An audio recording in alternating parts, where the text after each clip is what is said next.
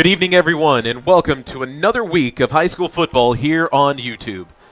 I'm Jackson Cochran, and I'll be your voice for tonight's Week 7 District 13 6A contest between the Caney Creek Panthers and the College Park Cavaliers. Tonight's game is coming to you live on the Conroe ISD Athletics Wood Forest Bank Stadium channel. And for both of these schools, they're riding high from victories last week. Caney Creek got their first win in district and of the season against Cleveland 36-8 during their homecoming at Moorhead. And as for College Park, well, they're still undefeated after going to Willis and winning 55-37. And for the College Park Cavaliers, this has been one remarkable season. Riding high, going in, you're still undefeated. Home game on senior night for a lot of these seniors here for College Park. You're going to get to see a lot of reps later in the game for a lot of these seniors because, as you know, there's no more football unless you have any college offers to go following this season for a lot of those seniors. But we don't need to look too far ahead of that, as there's still a lot of football left to be played here this season. But by the numbers, you can see from these undefeated Cavs, they are 6-0 right now. They have scored 323 points on the season, and their opposition has only been able to score 90 points.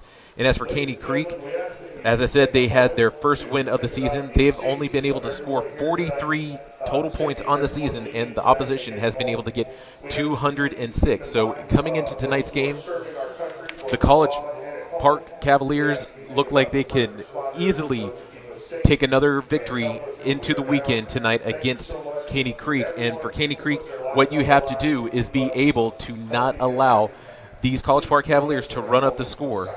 You got your first win of the year last week for the Panthers.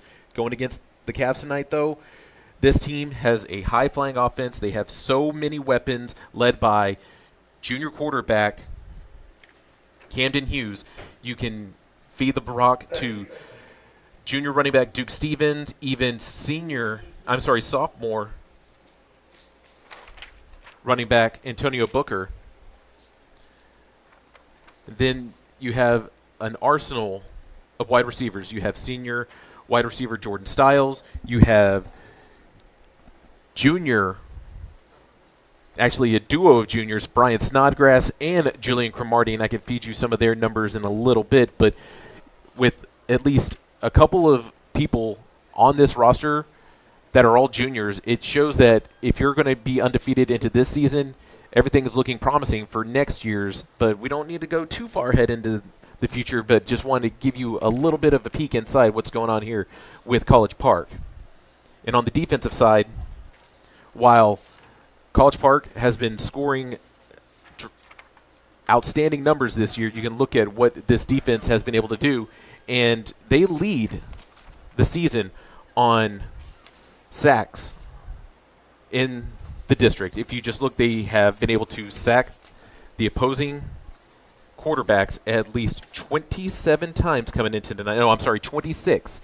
And 77 tackle for losses. Shows that what this team has been able to do balanced on offense and defense, they've been able to be successful. And even on special teams, for College Park, all three phases of football are being executed exceptionally well, led by head coach Kyle Coates and their offensive and defensive coordinator, Josh Hooten, Stephen Howard, and let's not forget about their special teams coordinator, Chris Roberts. So a lot of great things coming here to tonight's matchup, but we're about to get underway with a couple of sponsors just momentarily, and then we can go a little bit more behind the numbers with a lot of what's been going on this season for your College Park Cavaliers as we're leading up to tonight's kickoff, which, as you can see for College Park, they've been playing a few games here on Thursday nights lately. Now, I know that they were on the road last week in Willis, getting a huge, massive win, especially against a Willis Wildcat team that has been dominating in the district over the last couple seasons. So now you can see that with what College Park has in store, they're trying to cement their statement, cement themselves as the number one powerhouse here in District 13 6A. But coming into tonight's game, a lot of great offense, a lot of great defense for the College Park Cavaliers. And if you look at anything, you want to make sure that you just keep tonight's game in front of you. You do not need to look too far ahead what's coming up later in the season. I know that next week is one of the bigger matchups because it will be College Park versus the Woodlands. But right now, you need to worry about the game in front of you, which will be the Caney Creek Panthers, so you can have a nice rest, recuperating weekend, and then start to worry about what's going on. But let's go ahead and get our sponsors, and we'll be right back with more numbers. Our orthopedic care is shaped around you. And you.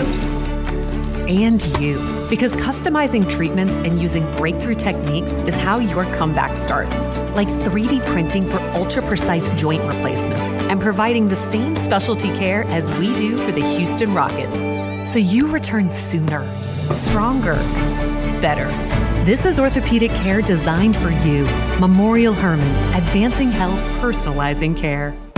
Wood Forest National Bank, where convenience meets community.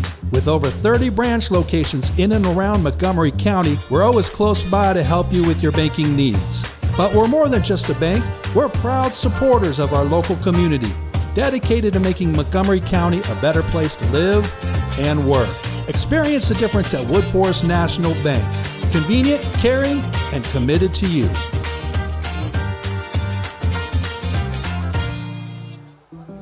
Imagine you are her, or him. Like everyone, a sprain, tear, or nagging ache can set you back. Until your expert orthopedic team at Houston Methodist uses advanced technology to personalize a treatment plan that's minimally invasive, heals your pain, and gets you back to life on your terms. That's the difference between practicing medicine and leading it for you. Houston Methodist, leading medicine.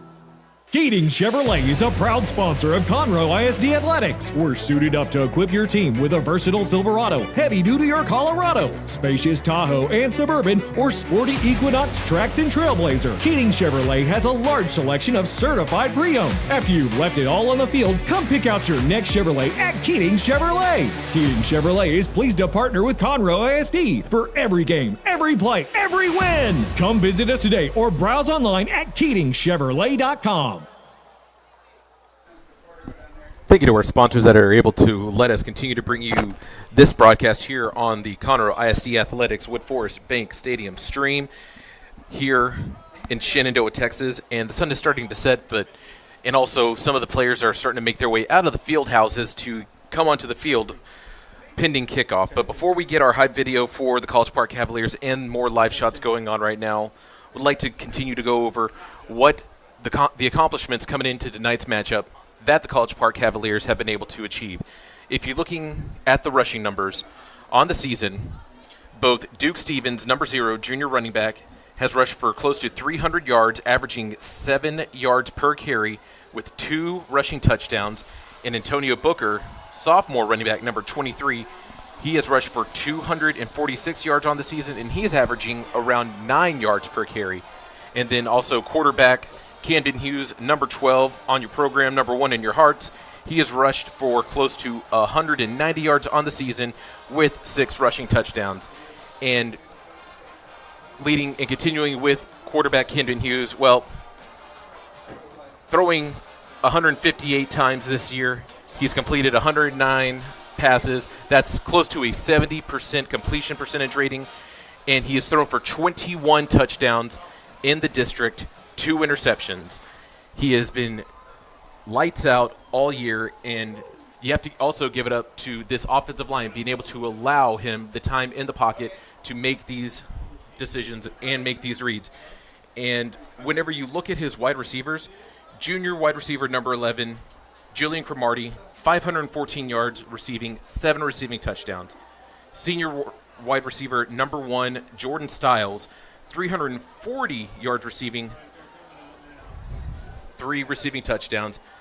And then let's also talk about Brian Snodgrass, junior tight end / wide receiver number 10, 308 receiving yards, 6 receiving touchdowns. They like to spread the ball around. They like to throw to many targets. I know that these are just the 3 top targets for College Park, but you also can see that they get Duke Stevens involved as well with a couple wheel routes, a couple screens, swing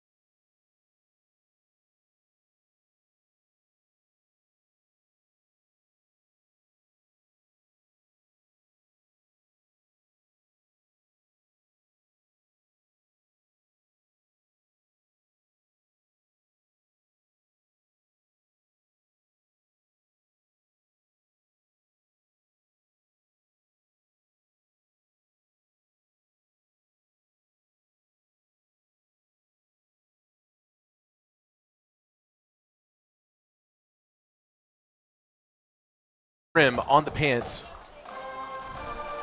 with the gray, but the College Park Cavaliers are starting to make their way out onto the field through their inflatable as the light show starts to take way.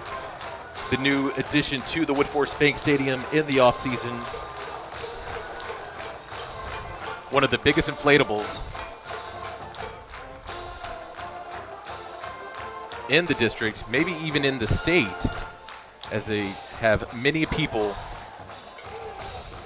working on making sure that that gets down safely. But as you can see, the ROTC is making their way to midfield now as the captains are going to get near the referees before we're going to have our national anthem done by the orchestra over at College Park. So out of respect for the band, out of respect for the orchestra, we will mute ourselves. Tonight's color guard is Marine Corps Rifle Bearer Cadet 2nd Lieutenant Noah Cassidy, Texas Flag Bearer Cadet 1st Sergeant Zach Vanderman, National Ensign Cadet Sergeant Thaddeus Seifried, National Ensign Rifle Bearer Cadet Captain Eliza Seaton. And performing the national anthem tonight is the College Park Orchestra.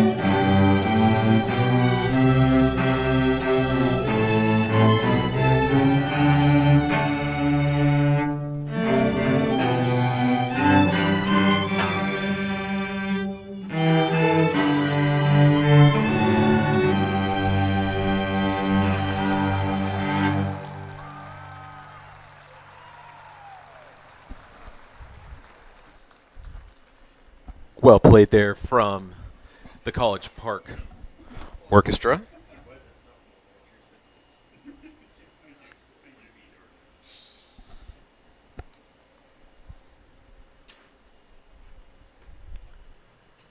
Momentarily, our team captains, after the orchestra will vacate the field, we will see our kickoff, our coin toss, then the kickoff entitlement for tonight's matchup against the Panthers of Caney Creek and the Cavaliers of College Park.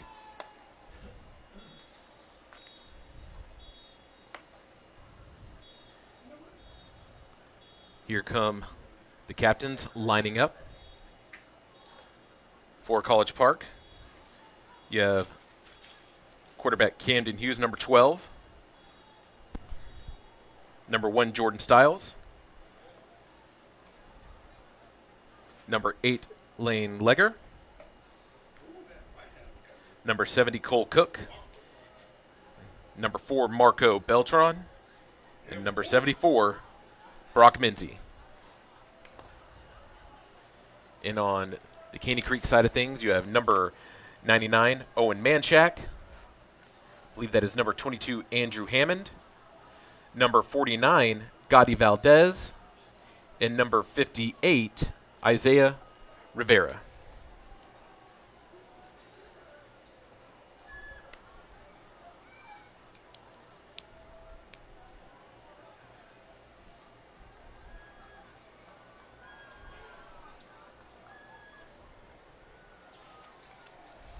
As the coin is flipped.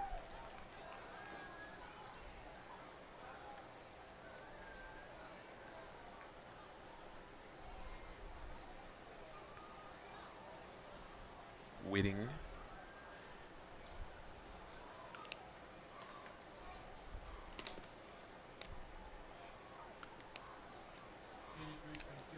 So Caney Creek. Well, could not hear the microphone from the field judge, from the referee.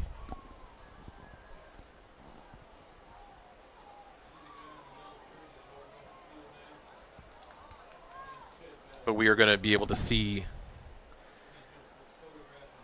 this Caney Creek offense College Park offense start things off as Caney Creek is going to be kicking off to them. We can see on the sideline, Kean Ben Hughes warming up with backup quarterback Rodrigo Bravo.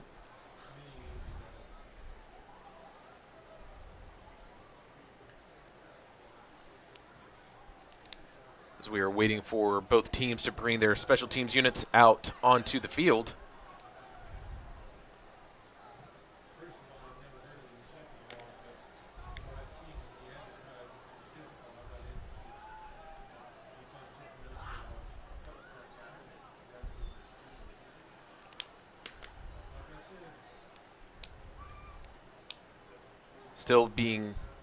Still taking some time for both teams to make their way onto the field. But it's okay. And here comes Caney Creek. Getting ready to tee it up for kicking off. Cavaliers will receive the opening kickoff. Kicking off for the Panthers is number 81, Juan Perez. So number 81, Juan Perez, your junior kicker for Caney Creek, teeing it up. And back deep to return, number 4, Marco Beltran, and number 11, Julian Cromartie. Last time I was here calling a game that Caney Creek was visiting was against the Woodlands.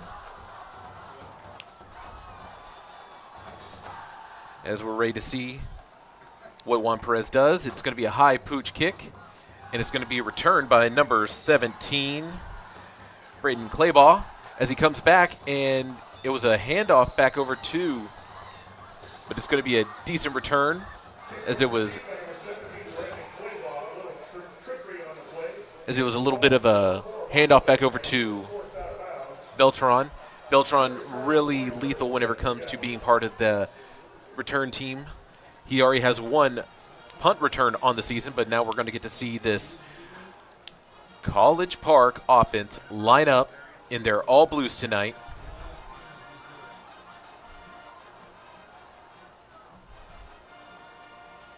With a spread style offense, lining up 4 wide. Hughes in the gun. Stevens to the right of him. Hughes drops back, evades pressure, looks downfield, doesn't see anybody, goes ahead and throws it away. And that was number 99, Owen Manshak, bringing some pressure off the edge.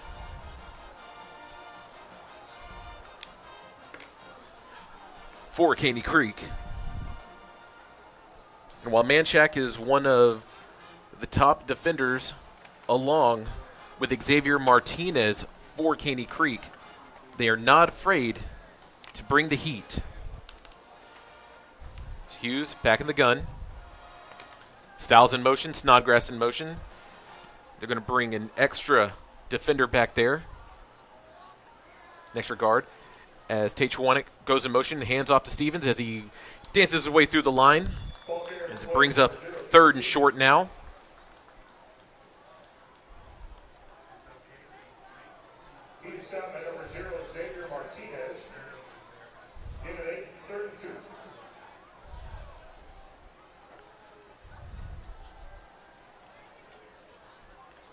It's the first third down conversion attempt tonight with the 3rd and manageable here. Styles back in motion. Jet sweep as Styles hurdles a defender but is unsuccessful getting back to the line of scrimmage. While he looks stylish with the play, unfortunate not being able to get the first down. As you can see here on the replay, the hurdle, I believe that was over number 9, Cutter Jean. But now it's going to be Oliver Van Hensdale to punt for the Cavaliers. following the 3 and out.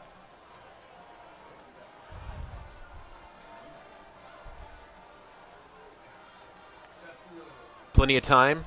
Good punt. And number 7 back to return. That is Jens Boisel for the Panthers. Now the ball is going to be down at the Caney Creek 13, and we're going to see the Panthers make their way onto the field with their offense.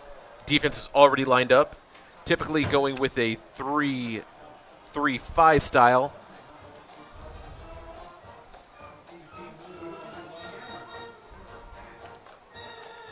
But as you can see, they typically will bring 3 linemen and at times have a linebacker blitz, and they play with multiple defensive backs.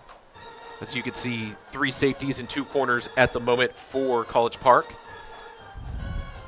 It's going to be a handoff to number 3, Jamonte Kuhn, as he gets pushed out of bounds for a short gain.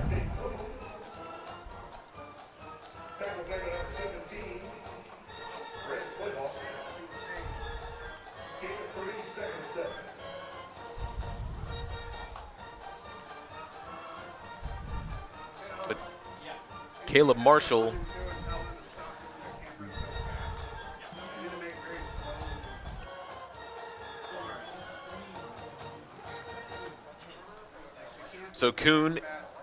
Marshall in the gun as he hands it back off to Kuhn, and Kuhn gets hit.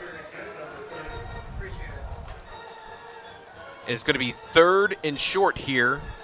We know that the Caney Creek Panthers tend to rely on the ground game more than anything.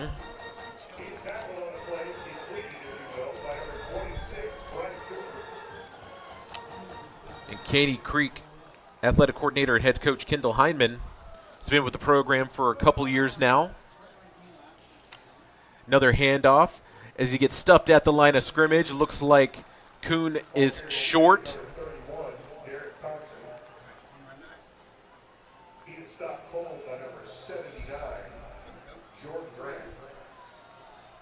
Unsuccessful on the 3rd down conversion, so it looks like it'll be back-to-back 3 and outs here at Woodforest Bank Stadium,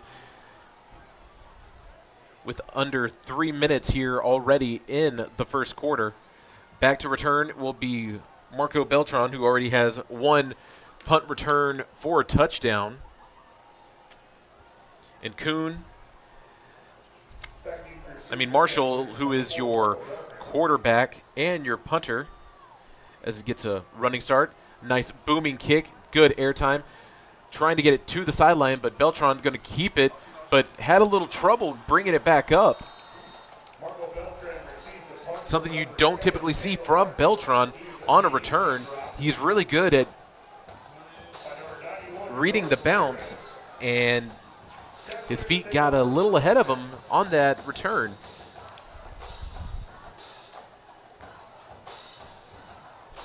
So for College Park, see how they come back from the 3 and out.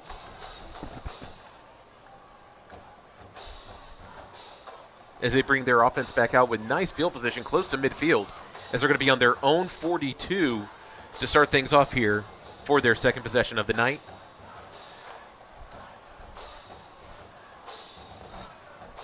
Chwenik in motion. Another handoff, this time to Stevens, as he gets himself maybe 3. So Cutter John, linebacker for the Panthers, in on that tackle. College Park not playing with much tempo right now, as they're waiting to get things going.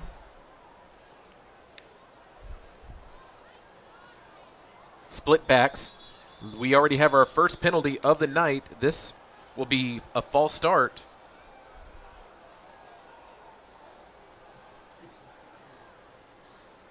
Snap infraction. Offense, number 70. 5-yard penalty. Remains 2nd down.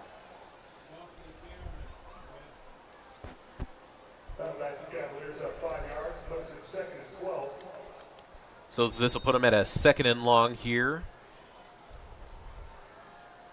As Hughes and Booker now in the backfield. Snodgrass in motion. Play action. Hughes looking downfield. Finds Cromartie. Cromartie breaking one tackle and is finally pushed out of bounds by number 8, Elian Goana. And that'll be the first down of the night for the Panthers.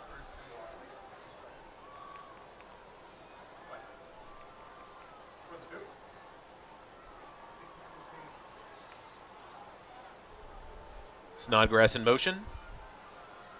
Play action. Actually, no, they're going to give it to Booker as he finds his way upfield. Looks like he gets the first down. Nice run. As I was saying, coming into tonight, Booker is averaging close to 9 yards per carry. And as you can see, the explosiveness coming out of the backfield following the replay. Nice delayed handoff as this offensive line able to make one of the biggest holes of the night. And College Park is in the driver's seat in Caney Creek territory as Booker's back in motion. Dancing around Hughes. They hand it back off to him yet again as he's trying to sweep his way. He turns the corner, breaks one tackle, trucks his way. Looks like we had a defender lose his hat, but he gets another first down for the Cavs.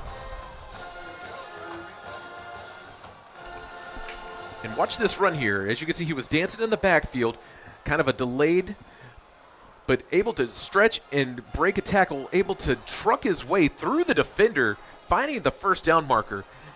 And now College Park's going empty, 5 receivers, as Hughes decides to keep him himself as he dances back to the outside. And Hughes has 6 rushing touchdowns on the season, but he was short of the first down marker. But after the first drive of the night, College Park was able to get the rust off and start to find some momentum as they are now in the red zone, knocking on the door, trying to get their first score this evening.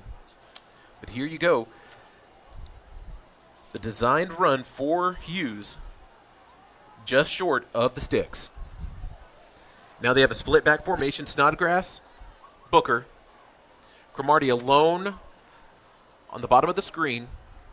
Chwenik goes in motion. They hand it off to Booker. He finds his way. He's in for the touchdown.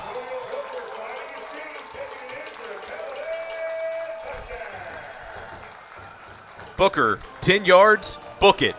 First score of the night for the College Park Cavaliers.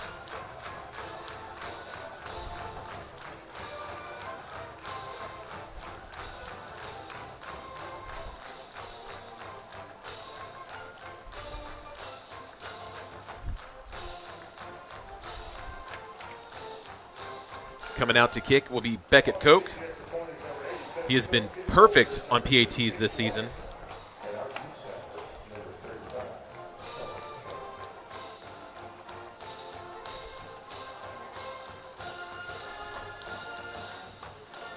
Chwenik there to hold. Good snap. Good hold. And the extra point is good.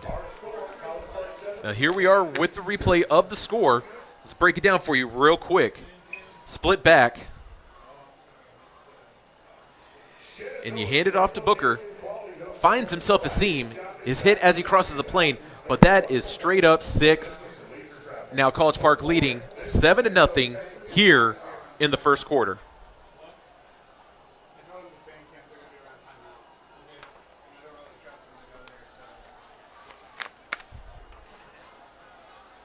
After a slow start into 3 and out, College Park comes back, finds their way 58 yards, gets a touchdown.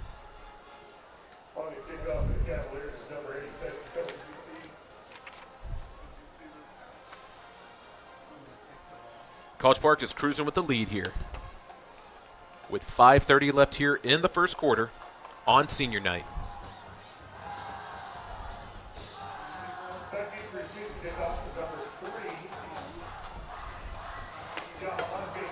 So back to return for the Panthers. It's going to be number 3, Jamonte Kuhn. As Koch tees it up. And he booms it right at the line. It's going to be returnable. Slow start. And going to be maybe an 18-yard return.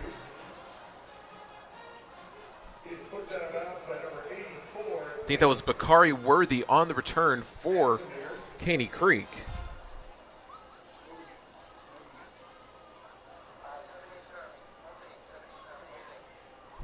We're going to see what Marshall and company have in store after going 3 and out from their first drive, as the Panthers are trailing by 7 with 5:24 left here in the first quarter.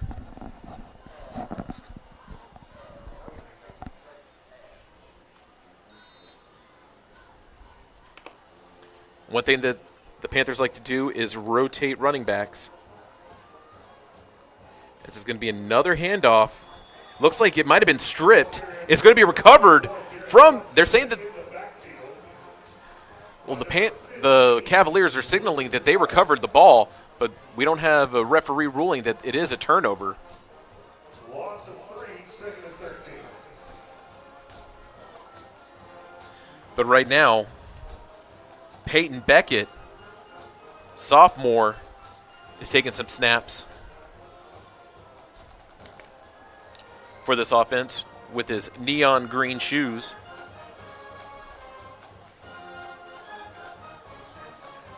And that is a nice time pass from the sophomore, as Beckett was able to connect. Yeah, he was able to connect with senior Jamonte Kuhn. Sands was able to be in there on the tackle.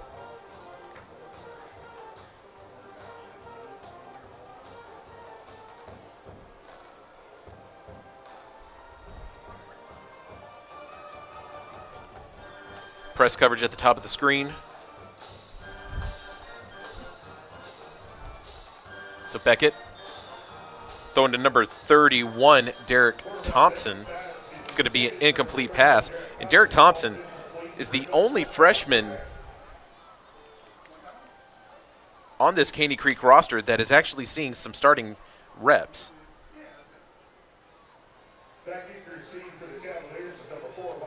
I believe he's the only freshman between both teams that is actually playing on varsity right now. So it'll be another 3 and out here for the Panthers, as Beltran back to return again. So it's a high kick. Beltran playing off of it as he returns and goes kind of back, but he is met for a loss on the return. And that was number 55. Jorge Cornejo was in on the tackle, following his lane very well, making sure that keeping an eye on Beltran for that return.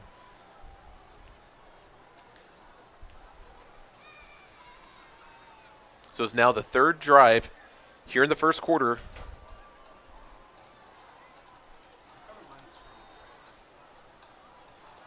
Ball at the 32, College Park 32. Spread offense. 4 receivers. Twenick in motion. Another handoff. This time it's going to be, I believe, yes, that was Booker. And Booker is down after 6. So they're going to say he got 7 on that rush.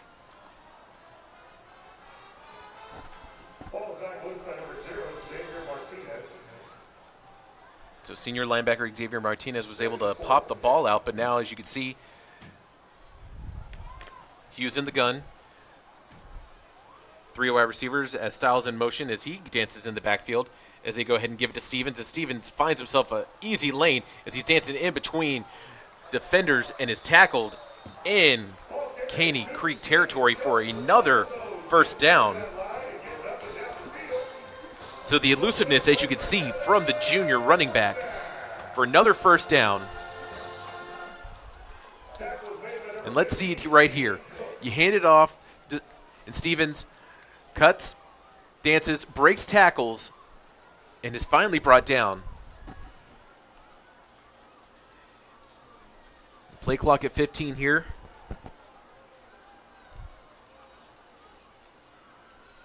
Might have been a little miscommunication, but it's going to be another handoff to Stevens as he turns the corner, gets over the edge, maybe gets the first down on this one. Going to see where they're going to spot it. I think that he got another first down. That is the 5th first down tonight here for the College Park Cavaliers, and they are continuing to cruise with this run game. As you can see, nice vision. Not really putting too much acceleration. Looks like he kind of bumped into the defenders.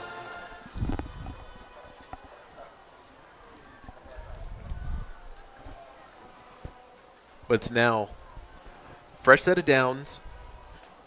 It's Hughes. Has Snodgrass in motion. Going to be a screen at the sideline in the flat to Cromartie. Gets tackled by the sideline. That looked like it was Ryan LeBlanc in on the tackle. But it's now 2nd and 5 here. 2 minutes remaining in the first quarter. Not playing with tempo, getting the play from the sideline. Stevens in the backfield. Styles in the slot. Chwenik at the top of the screen. Cromartie at the bottom. Styles in motion. Another handoff. Stopped at the line. Maybe is getting, nope, just short of the first down. They might say that he got the first down. Going to wait. It could be a third. No, it's going to be 3rd and inches. But that'll spot them right on the cusp of the red zone, with it being a 3rd and manageable. This will be the 2nd third down conversion attempt tonight.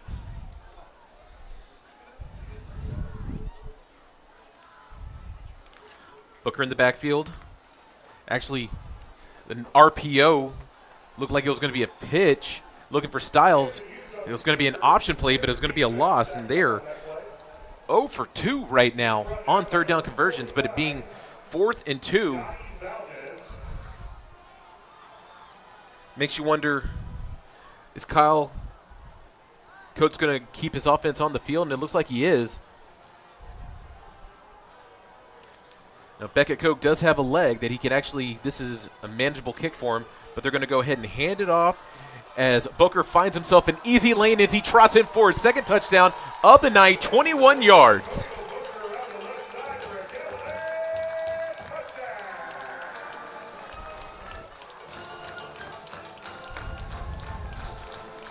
Booker running all over this Panther defense tonight. The sophomore gets himself his 2nd rushing touchdown.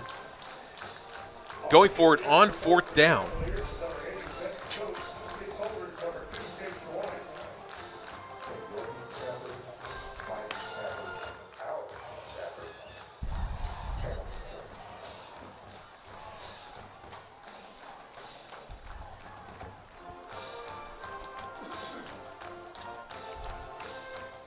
Waiting for the extra point. Good snap. Chip shot, and it is good. And here comes the replay of the score from the sophomore. They're going forward on 4th down here. Hughes hands it off to Booker. Wide open spaces as he continues to follow his lane. Dances. You see the high step into the end zone. That was a 21-yard rushing touchdown. 2nd rushing touchdown tonight. And the College Park Cavaliers leading 14-0 with 30 seconds left in the first quarter over the Caney Creek Panthers.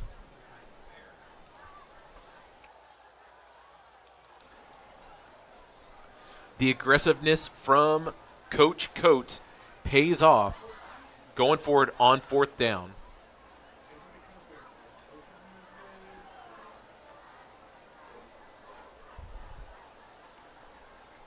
As the Panthers back to return yet again.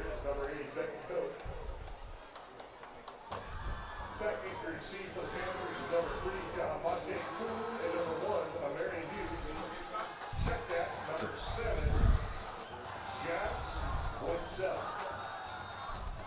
Jance Baselli and Demonte Kuhn back to return for the Panthers. As Koch favors the far side hash mark as he kicks it very deep.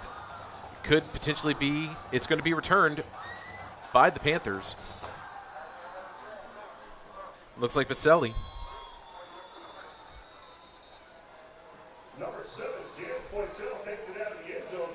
So Jance Boisel actually has himself a nice return. Now we do have ourselves a penalty flag on the field waiting for the referee. Might have been a hold. During the return, illegal block in the back. Return team number 22, 10 yards from the spot of the foul. First down, Caney Creek. So this penalty is going to push Caney Creek back at their own 11 for the block in the back.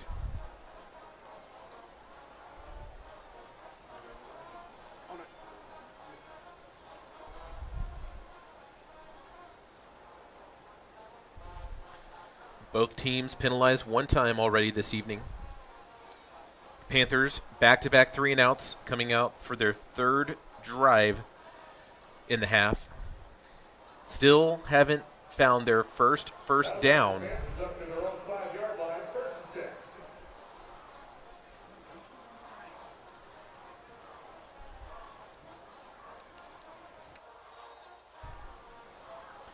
Looks like Marshall is back at quarterback for the Panthers.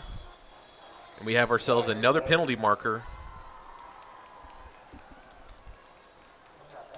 I'd say there was some movement from the Panthers. False start. Offense, number 55. Half the distance to the goal. Still first down. That'll back up Caney Creek to the 2.5-yard line. Still first. Now it's first and 13. So that was a 15-yard penalty, my apologies. So it's now, so we're at the 6, but now it's going to be a deep ball, tight coverage, great defense as you're looking for Marion Hughes. But number 21, James Cabarrus. Let's watch this replay here. Out of the end zone, throwing the deep go route, and while it was in Hughes' hand, you have to give the corner his flowers for having that blanket coverage on Hughes. As I was saying, that was junior corner Cabarrus. It's going to be a run up the gut, going to be a short loss, and that's going to be it for the first quarter.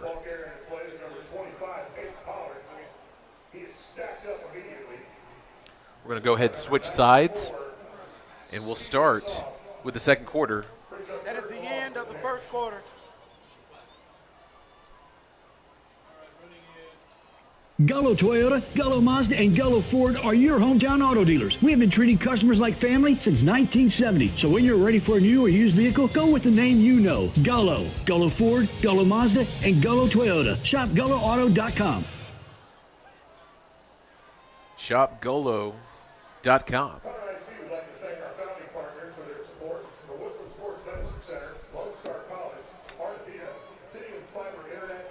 Over the years, I have, in fact, driven a Toyota, and I went to Gullo Toyota, where I had my Toyota Tundra, and they have a great team of people over there. So just if you're interested in the market for a new car, tell them that we over here on the Conroe ISD Athletics Woodforest Bank Stadium stream sent you over there.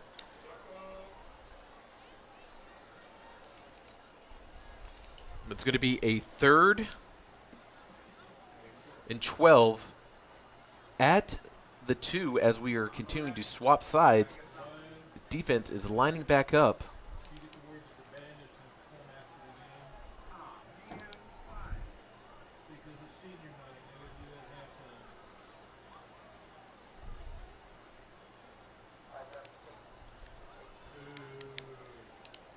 Panthers still looking for their first down tonight. Let's reset the situation for you. It is Panther ball inside their own 5. We're 3rd and long. Caleb Marshall in the gun. Panthers going empty.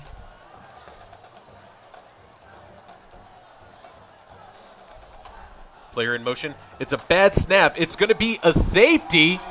Actually, no, it's going to be a touchdown. It's a fumble recovered by the defense. That is number 98, R.J. Wims, Jr., defensive lineman, recovering the bad snap in the end zone.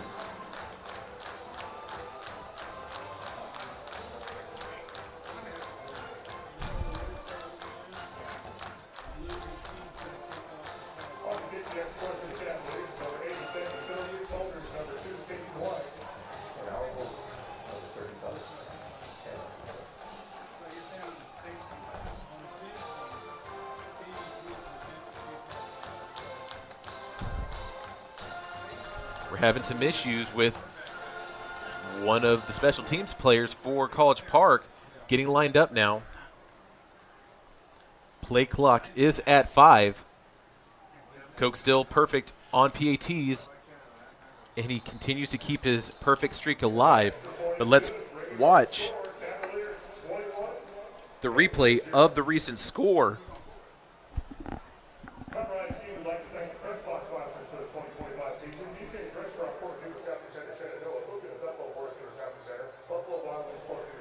As we're waiting for the guys to line back up. And here comes the replay. As you see, bad snap trying, looked like it was going to be a safety, but R.J. Wims picked it up. And you love to see whenever the defensive players, especially the linemen, get the touchdown, the huge celebration. Because you know a lot of those big guys up front that battle in the trenches don't get to cross the plane with the touchdown. So the sophomore, R.J. Wims, gets himself a score tonight. College Park is now leading 21-0 in the first half.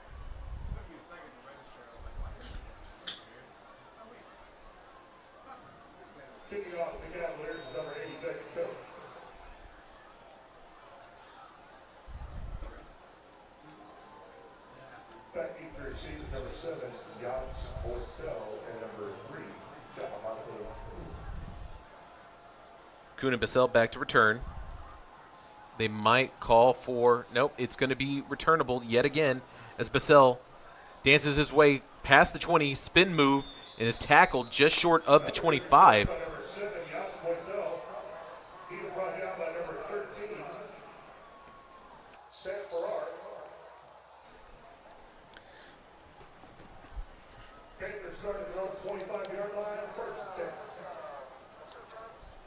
Now it'll be the 4th time the Panthers have come out on offense, still looking for a first down to keep drives alive. They've been 3 and out, fumble, which turned into a touchdown for the Panthers just now. I mean, for the Cavaliers just now.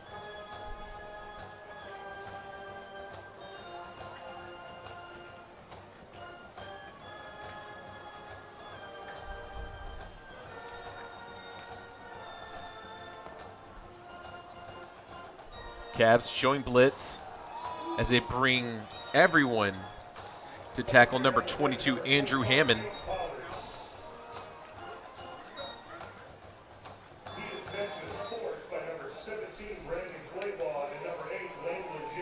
So as you can see, actually that is number 25, Peyton Pollard, that was running the ball for the Panthers, but it was brought down in the backfield. You see from the replay, Brandon Claybaugh, sophomore linebacker, is now a 2nd and 13 here. Panthers run it yet again.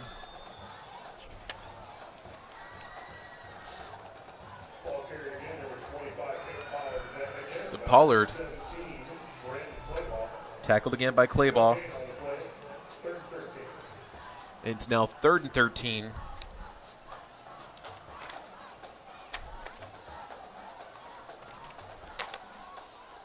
As the Panthers so far 0 for 3 on 3rd down conversions. 3 linemen, another bad snap, and a high pass looking for Marion Hughes, and it'll be another 3 and out here.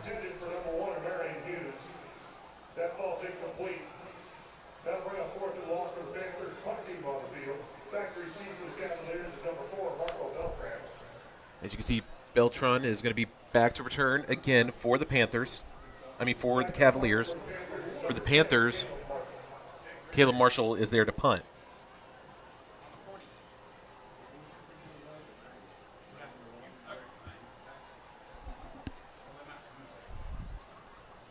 Beltran returns it at the 40. Decides to run to the opposite end of the field, following his blocker, gets through. He's in the second level.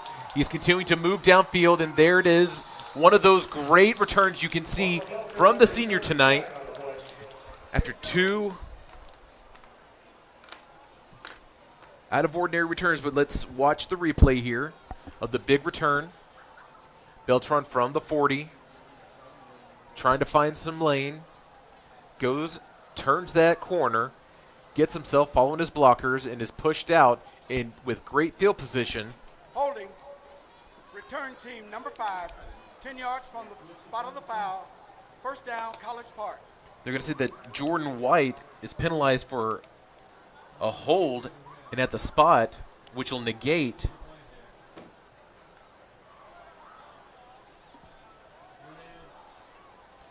a 30-yard return and push him back to the Cavalier 37.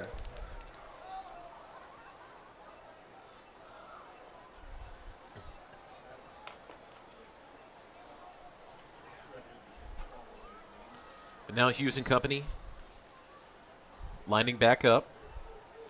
Line up 3 receivers. Stevens in motion. Play action. Hughes looking down the seam, finding Jordan Stiles as he gets it and is tackled, but a massive play on the go route.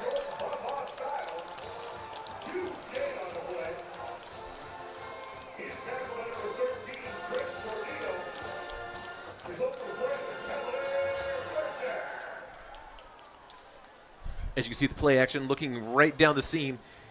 Great touch on the go route. And Stiles with another 1st down for the Cavs. Chwanek in motion with the jet sweep. As he finds himself some room, is short of the 1st down marker.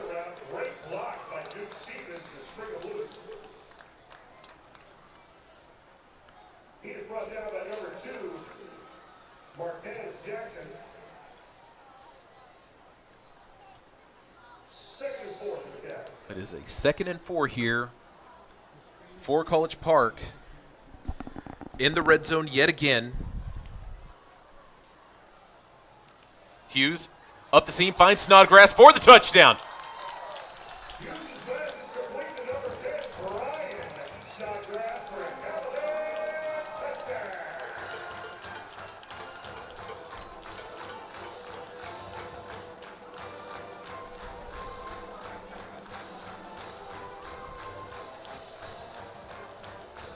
That'll be the 22nd passing touchdown of the season.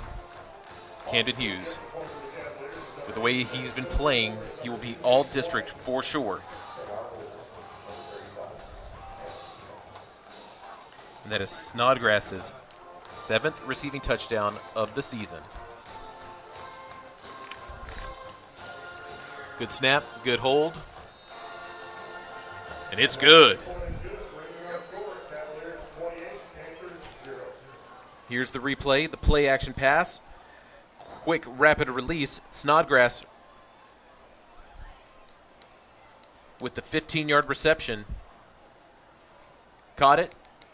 He knew that he crossed the plane, went ahead and dropped it. couldn't have executed any better for the Cavaliers, now leading 28-0 with 8:55 left here in the half.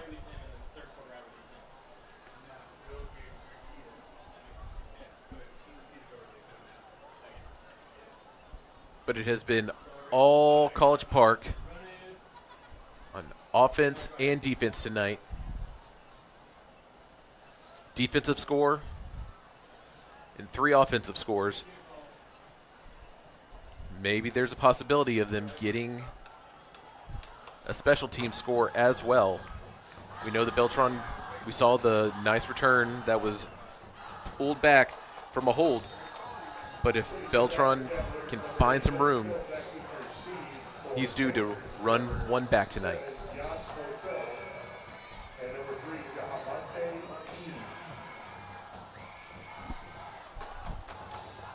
It's a high kick. It's returned at the 28. And on this return, it's going to be Xavier Martinez. And this will be the best field position of the night coming out for the Panthers. Number 14, Eric Gates, and number 2, Tate Sherwine.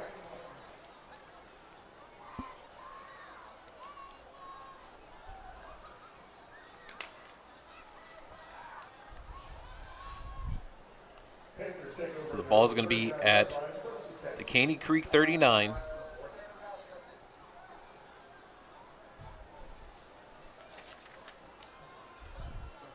Junior quarterback Caleb Marshall lining back up, split back formation. 3 receivers. Kuhn in motion. Thrown to the sideline for a completion to Kuhn. Jonah Din was in on the tackle. They're going to say forward progress was only good for 2 yards on the reception.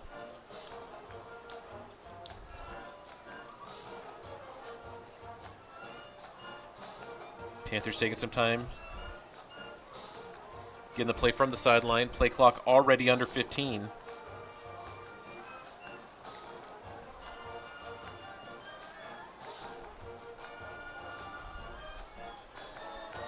There were 6 men in the box. It's another pass to the sideline. This time it was a connection to J.J. Martinez. Marshall's pass complete to number 18, J.J. Martinez.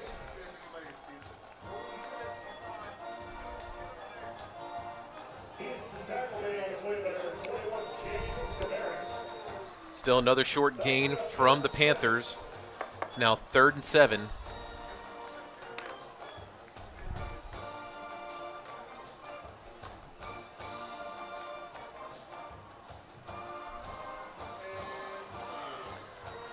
They have 7 men in the box as they're bringing the heat.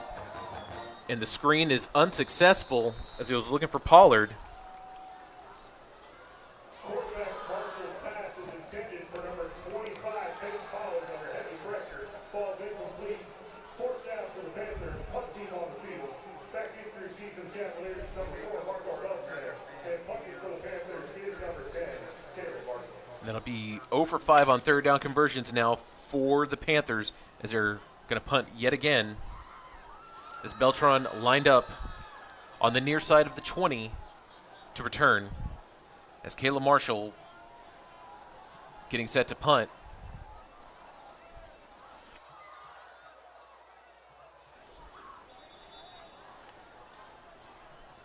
Timeout, Caney Creek. And the Panthers are going to take their first timeout here of the half. I think the play clock was starting to wind down a little bit. Plenty of time. But typically for senior night, it's usually a lot of the ceremony takes place before kickoff. But tonight, senior night's going to take place during halftime, which means that the band for College Park will be playing following the game tonight, correct?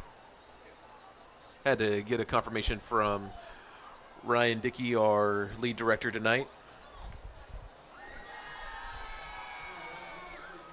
who's able to fill us in last season, talking about a lot of what the people on our staff here do behind the scenes, and even talking about some of the student interns will come and get some reps, either filming or learning a lot of production, either here at Woodforest Bank Stadium or even at Moorhead Stadium at the Conroe games and the Caney Creek games, as it's going to be now 4th and 7.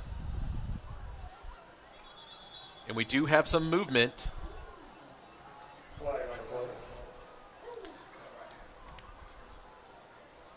False start. Offense. Number 9. 5-yard penalty. Remains 4th down.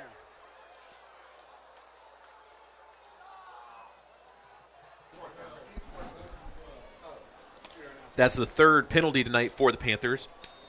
Both teams playing a fairly clean game. Caney Creek penalized 3 times, College Park twice. As Marshall kicks it out away from Beltron.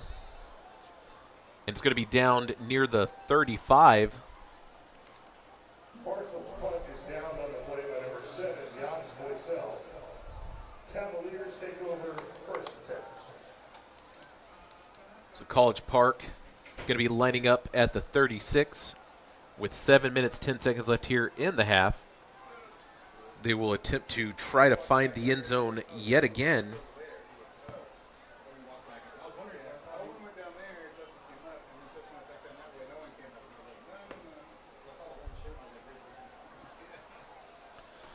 But it's been all College Park tonight, as the undefeated leader in district is continuing to show their dominance. And College Park has been relying more on the ground game than anything. But it looks like it's going to be a timeout the first of the half. Timeout. Called by the Cavs. First timeout of the first half. But coming into tonight, looking at the numbers, I know I've talked glowingly about this offense, but if you look at the offense throughout the season so far, they've been balanced coming into tonight with 1,049 rushing yards and 1,789 passing yards. 17 rushing touchdowns, 22 passing touchdowns, and they were also leading the district in the passing touchdowns. Now, the only team that has scored more on the run than College Park has been Oak Ridge with 18. And the only other game tonight is north of us over at Moorhead Stadium, and I can give you the status of that game because I believe it's Conroe versus Grand Oaks tonight. And that is one of those implications to see who could get that 4th playoff spot, 3rd and 4th playoff spots. As Cromartie slips in motion, as they go ahead and give it back to Cromartie.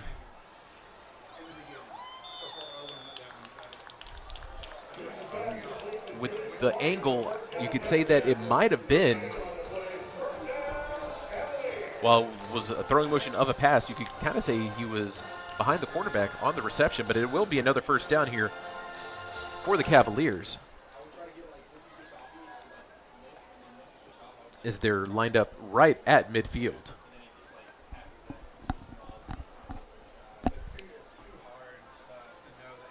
You can see that the way the defensive backs are lining up, they're giving College Park great cushion as they go to Cromartie yet again in the flat as he trucks his way through a defender. That was Chris Gordillo. But Cromartie, back-to-back receptions.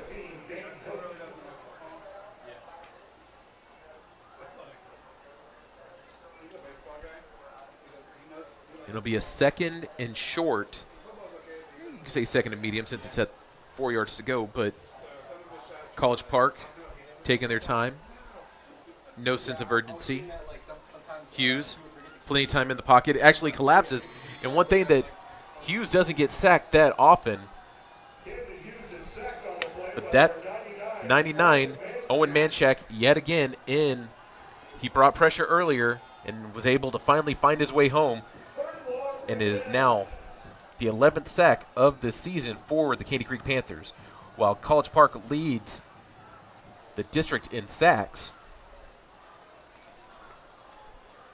Caney Creek finds one already tonight on the junior quarterback.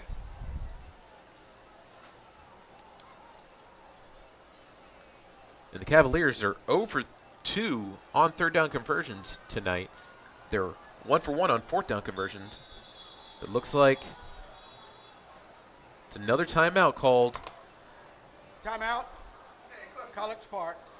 Second timeout of the first half.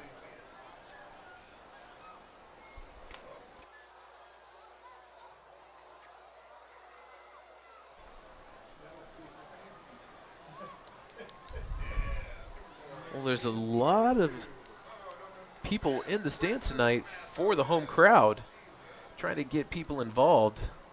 I think you need to go a little bit more towards the student section. A lot of those students are standing up.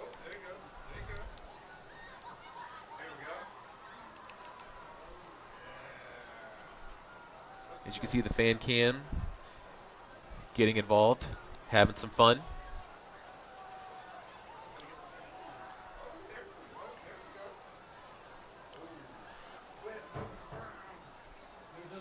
Waiting for play to resume here. It is a 3rd and 9. Ball right at midfield, inside the apple. Snodgrass in motion. Pocket collapsing. Styles with the reception. Pushed short of the first down marker.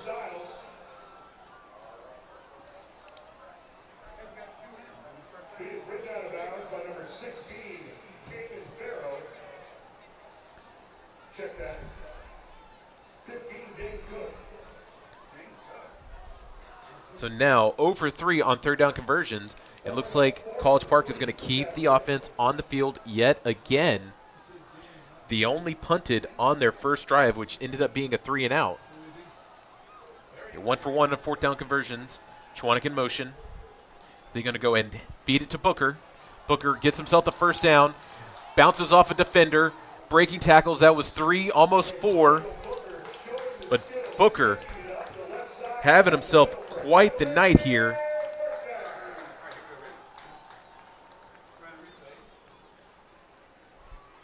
It's another first down.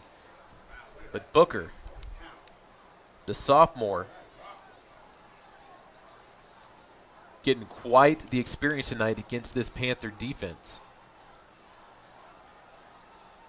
Hughes looks, finds Styles yet again.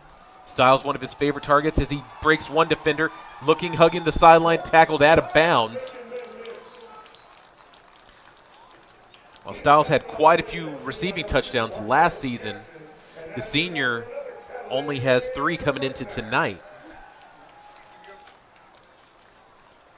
Hughes and Styles had quite the year last year, and they continue to show their rapport as Styles is styling and profiling on that reception.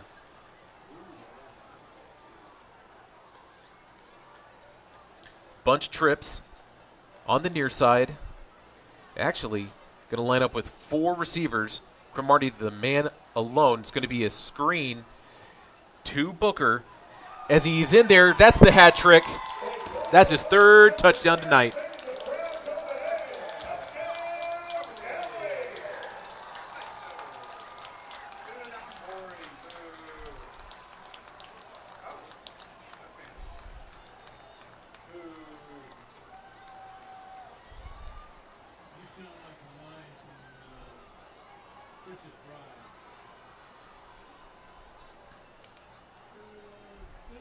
Hughes to Booker for 7 yards, following the extra point on its way.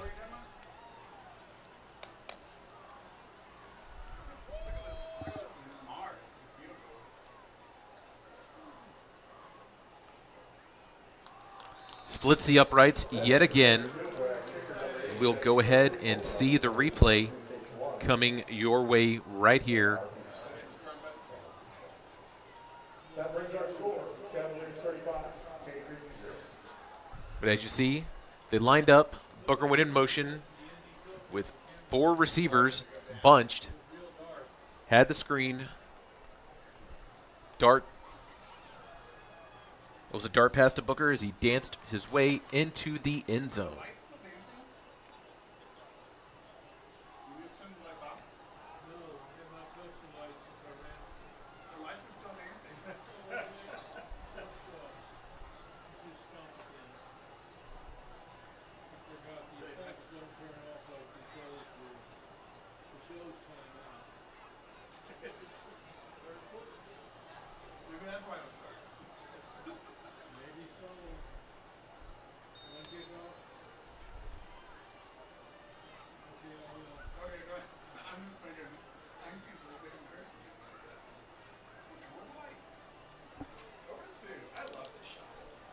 So Coke yet again.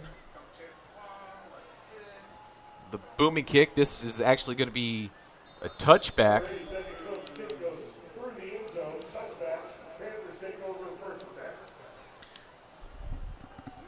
So the Panthers will start off at their own 25.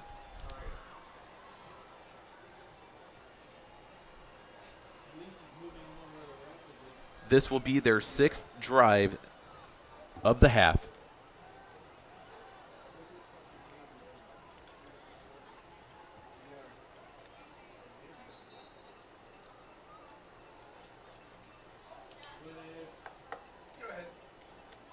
So the Panthers taking their time, conversing with Coach Heineman before they start to line things up here.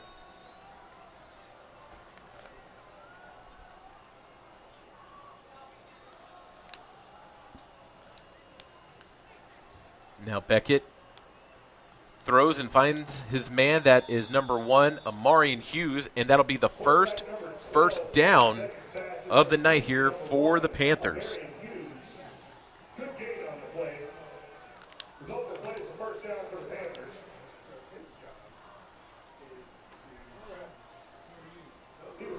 Beckett able to connect.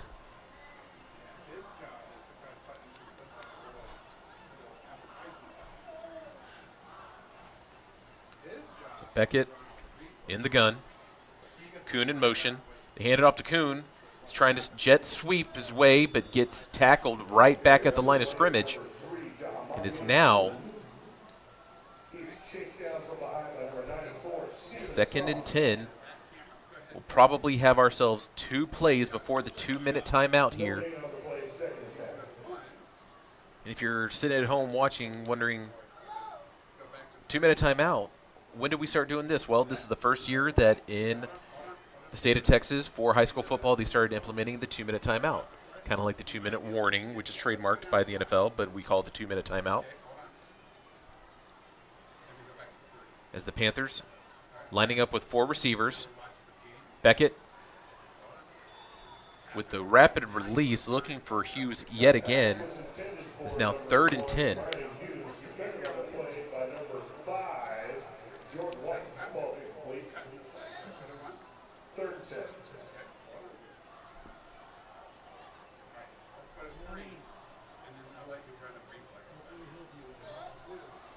Play clock right under 20.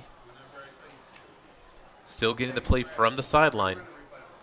It's Peyton Beckett, sophomore quarterback, split backs. Kuhn in motion. Beckett 3-step drop, throwing down the seam, overthrows, looking for Jamonte Kuhn. It's unfortunate. It's going to be 4th and 10. But as you can see from the replay, the arm strength. 2-minute timeout. From the sophomore.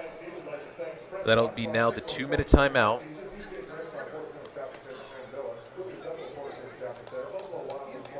Just another reminder coming into tonight here in the second half. It will be senior night for the College Park Cavaliers. Caney Creek will be performing first. You'll get to see their drill team and band, their performance, and then it'll be senior night for College Park. Those are usually typically before kickoff, but this time of the year, it's a lot cooler. So it wouldn't hurt to allow everybody to make it their way to the stadium and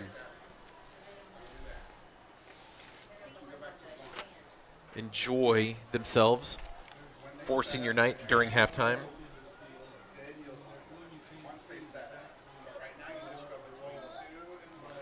As you know, it's been all Cavaliers tonight, leading 35-0, waiting for the 2-minute timeout to resume.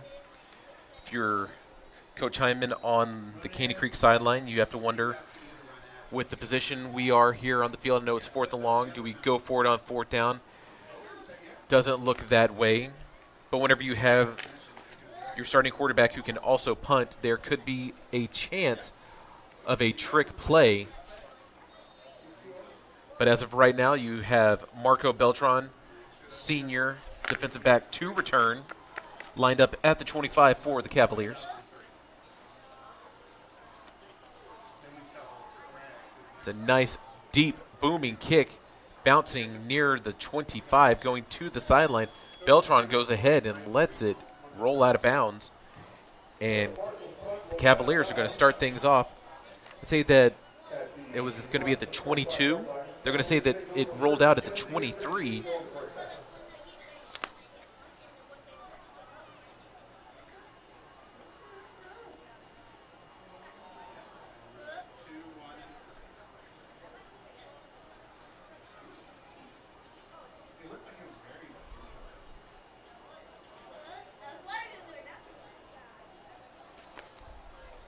Hughes and company. Stevens lined up to the right of Hughes. Hughes, plenty of time in the pocket. Actually decides to evade pressure. Finds Stevens in the flat. Stevens gets the first down, fighting for the extra yardage. Goes out of bounds.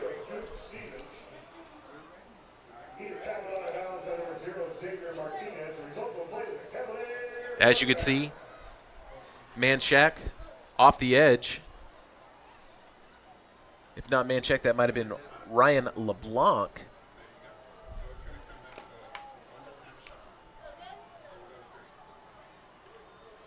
Hughes yet again throwing downfield for the deep ball to Cromartie, and is over Cromartie by 5 yards.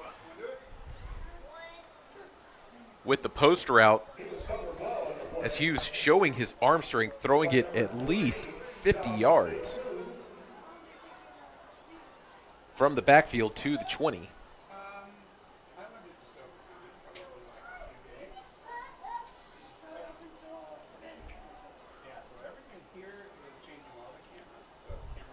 Now 2nd and 10 following the deep attempt.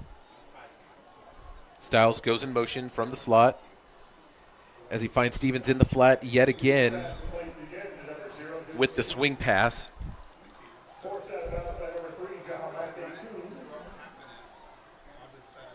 It's now going to be 3rd and a yard.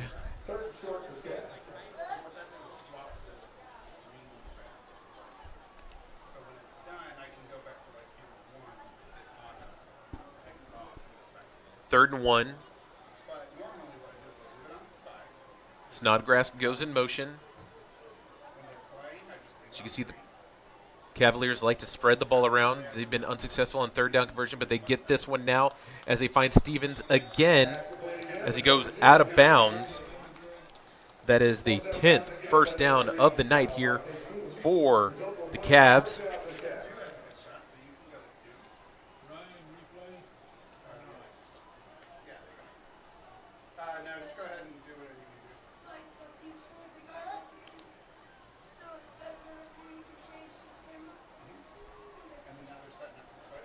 Game clock is stopped at 48 seconds. As you can see, plenty of space, plenty of room for these receivers.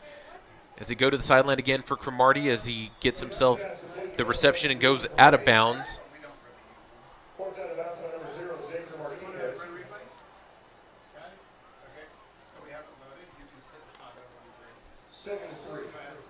Now 2nd and 3. What you can see with a lot of these,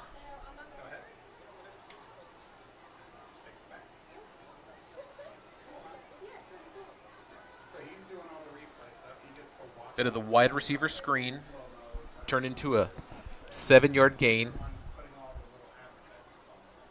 Play clock at 6. Hughes checks it over to Stevens. Stevens pushed out of bounds and gets another first down.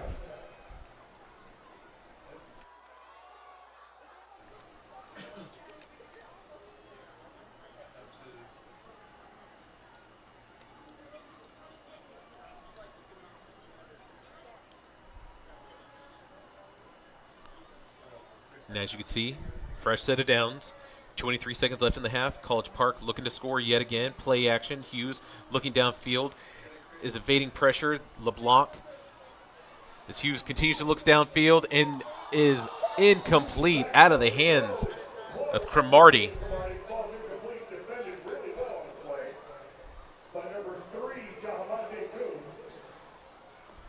So Jamonte Kuhn playing defensive back on a playing corner, kind of looking like Travis Hunter out there, playing both sides, offense and defense.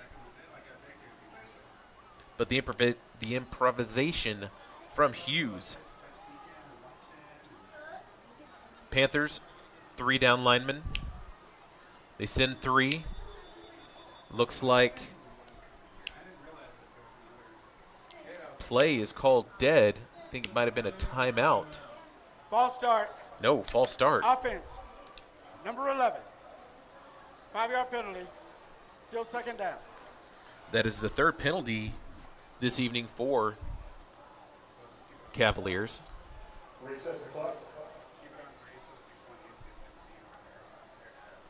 12 seconds.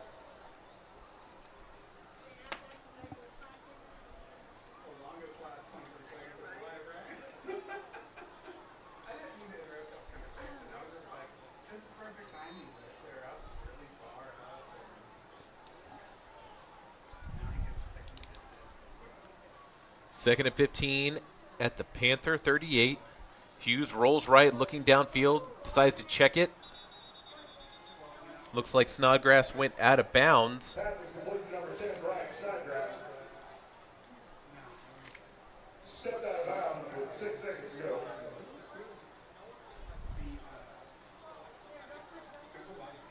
With 6 seconds left here in the half, 3rd and long, you can probably see deep ball being thrown here from Hughes. Goes to the sideline, finds Cromartie. Goes out of bounds with 1 second left here in the half, as the field goal unit is going to line up. Coming into tonight,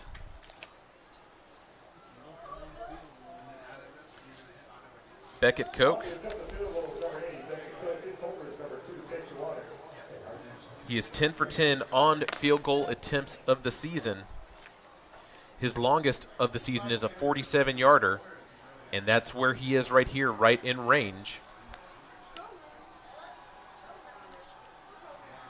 Good snap, good hold. Does it have the distance? It had the distance, but it is no good. Far left. And that does it for the half.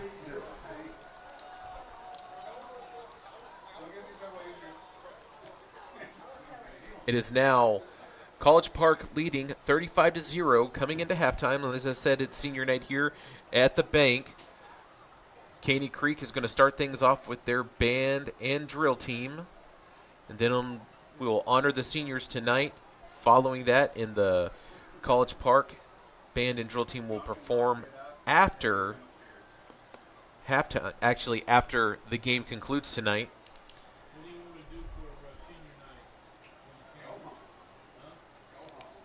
I believe that it'll be Caney Creek, who will be receiving the ball at the second half.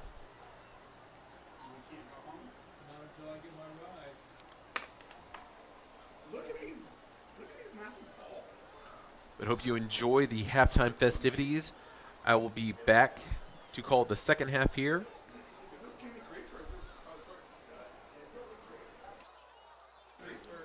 So please enjoy the show, and we'll be back with more football.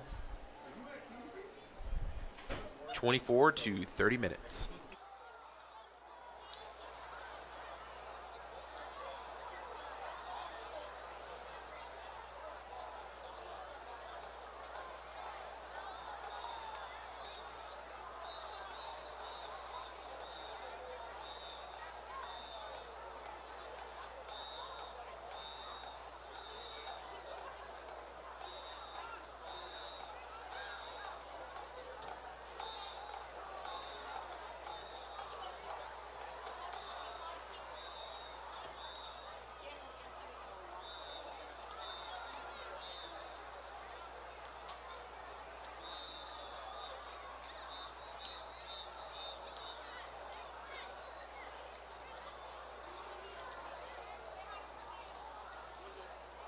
And now, ladies and gentlemen, please welcome to the field the Caney Creek High School Starlets. The Starlets strive to maintain their high standards both on and off the field, following their motto of solidarity, self-discipline, and service. They are leaders in the community as well as in the classroom. The Starlets take pride in their condition of excellence. Please congratulate the following Starlets: Spirit Girl of the Week, Hickory Linden; Starlet of the Week, Allison Moreno; Officer of the Week, Isabel Torres; and Director Pick of the Week, Samantha Fernandez. This year's Starlet Board officers are Secretary Kara Bettis, Social Media Chair Stacy Balderas, Vice President Tommy Kerner, and President Marjorie Vargas.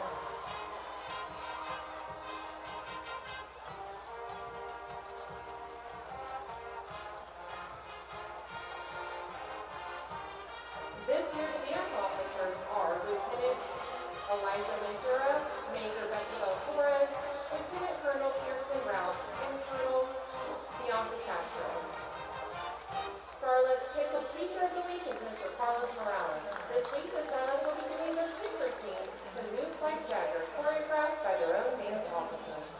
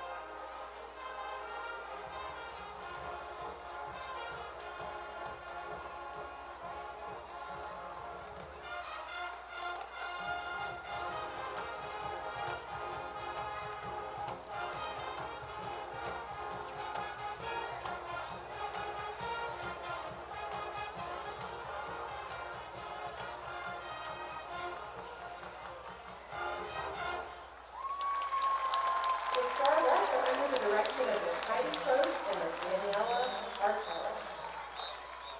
Ladies and gentlemen, please welcome to the field the Caney Creek High School Mighty Panther Band and Color Guard. The Mighty Panther Band is led off the field by drum majors Anna Lily Organellis, Paterna Mendoza, and Valeria Ramirez. Freshman band member of the week is Tyler Austin. Band member of the week, Aylin Rico. Color Guard members of the week, Matthew Rule and Marilyn Artolando. The section of the week is percussion, and the Mighty Panther Band will be performing their 2025 UIL contest show entitled The Final Frontier.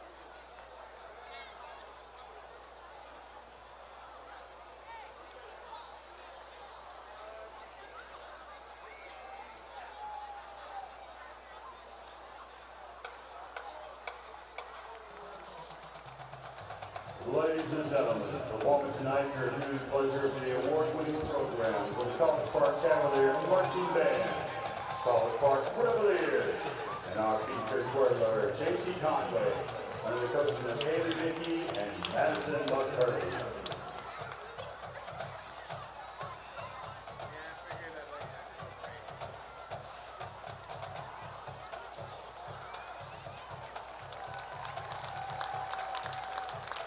The Woodlands College Park High School is proud to present the award-winning Reveliers.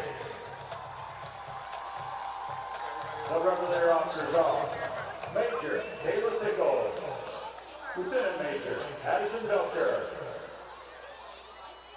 Junior Lieutenants Brooke McGrath, Lily Rickabaugh, and Elise Travis. The social officers are President Reagan Davenport, Vice President Samantha Tooley, Spirit Chair Holly Henshaw, and new member liaisons Quinn McDonald and Lizzie Stowski. The Rookie of the Week is Ruby Bratton. The Spirit of Girl of the Week is Ella Butler. And the Revelier of the Week is Kylie Rose. Reveliers under the direction of Miss Allison Lowry and Hillary Bricker. Tonight, the Reveliers performing their halftime kick routine to Sweet Caroline. Take it away, Reveliers.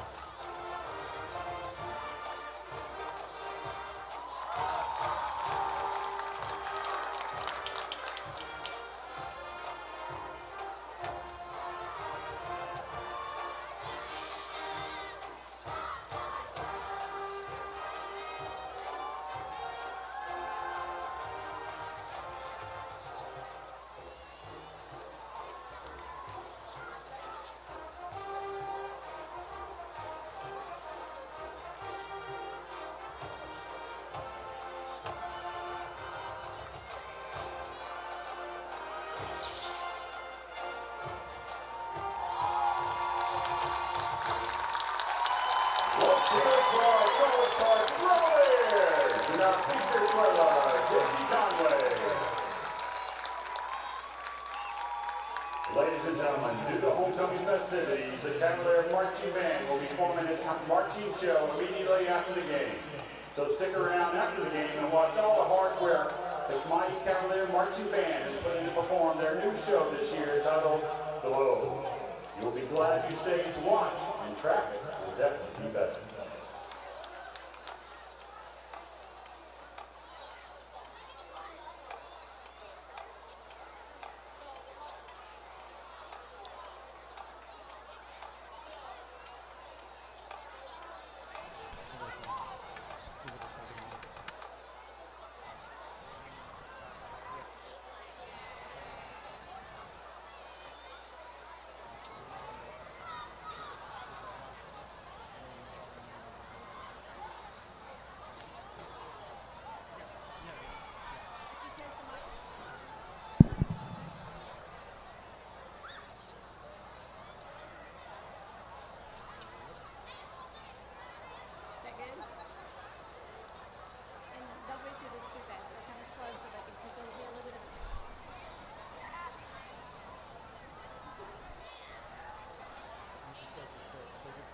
Good evening. My name is Avery Stafford, and I'm the Executive Board Coordinator of the Woodlands College Park High School Student Council. I would like to welcome you to the Woodlands College Park halftime presentation of our 2025 homecoming court. Tonight is an exciting and memorable night for our Cavalier family. The TWCP Student Council, under the direction of our sponsor, Ms. Tanya Brackett, will be presenting the winners of the 2025 homecoming court. Our student body vice president, Abigail Fairley, will be crowning the queen, and our executive treasurer, Oliver Gallen, will be crowning the king. At this time, I would like to introduce the 2025 Woodlands College Park homecoming court.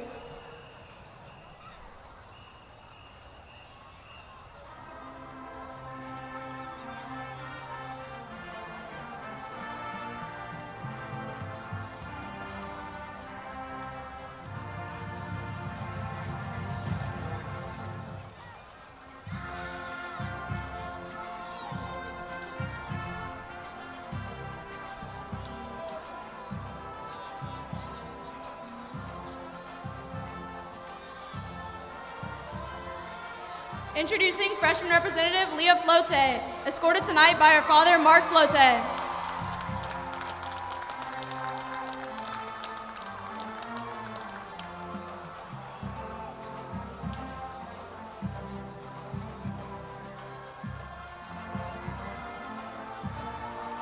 Introducing freshman representative Luke Clark, escorted tonight by his mother, Natalie Clark.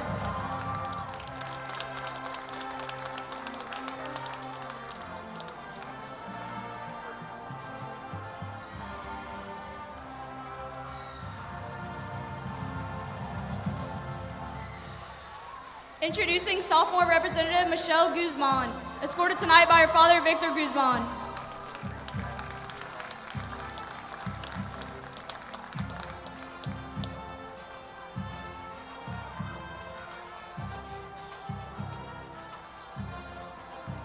Introducing sophomore representative Noah Alano, escorted tonight by his mother, Paige Peretti.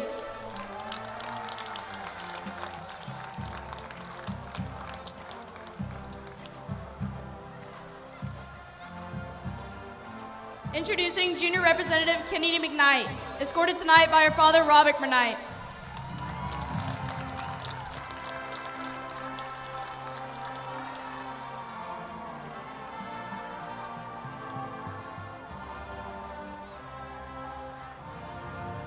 Introducing junior representative Jager Randall, escorted tonight by his mother and father, Emily and Joshua Randall.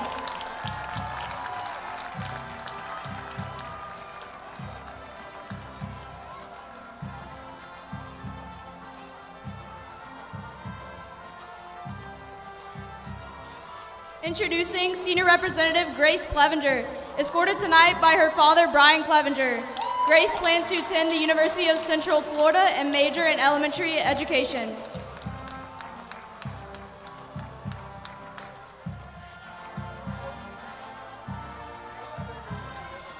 Introducing Senior Representative Samuel Fountain, escorted tonight by his mother, Kathy Catcher. Sam plans to attend Texas State University and major in marketing.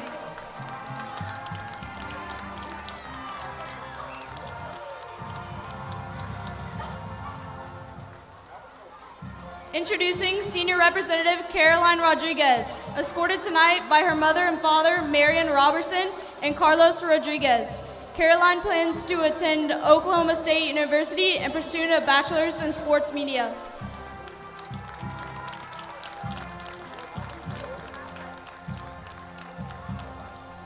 Introducing Senior Representative Alexander Verez, escorted tonight by his mother, Angela Verez.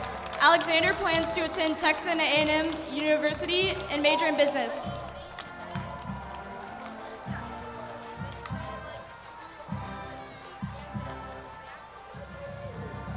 Introducing Senior Representative Olivia Skank, escorted tonight by her father, Stephen Skank. Olivia plans to attend Abilene Christian University and will pursue a degree in youth ministry.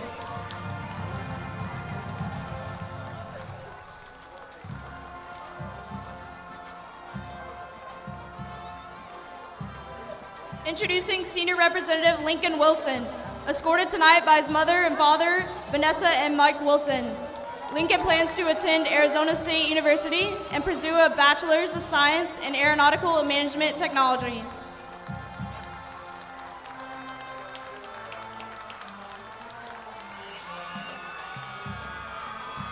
Introducing Senior Representative Miley Wilkins, escorted tonight by her mother and father, Scott and Rochelle Wilkins. Miley plans to major in interior design.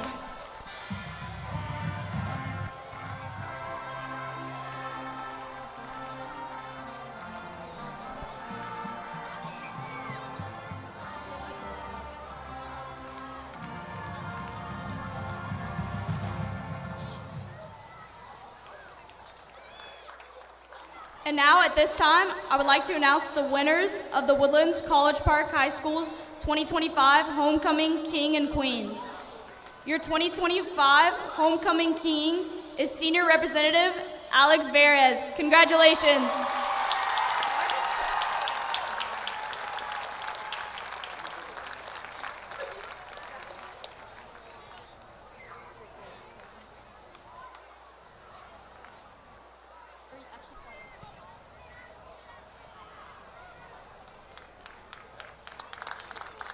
Your 2025 Homecoming Queen is Senior Representative Grace Clevenger. Congratulations.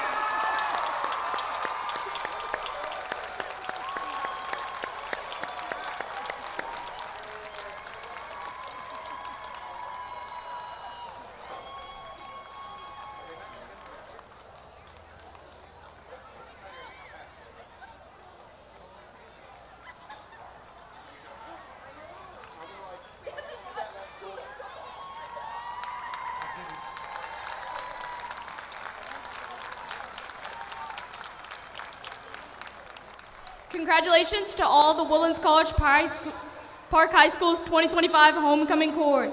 This is a great honor. Student Council would like to thank everyone that helped make this event possible. Thank you and good night.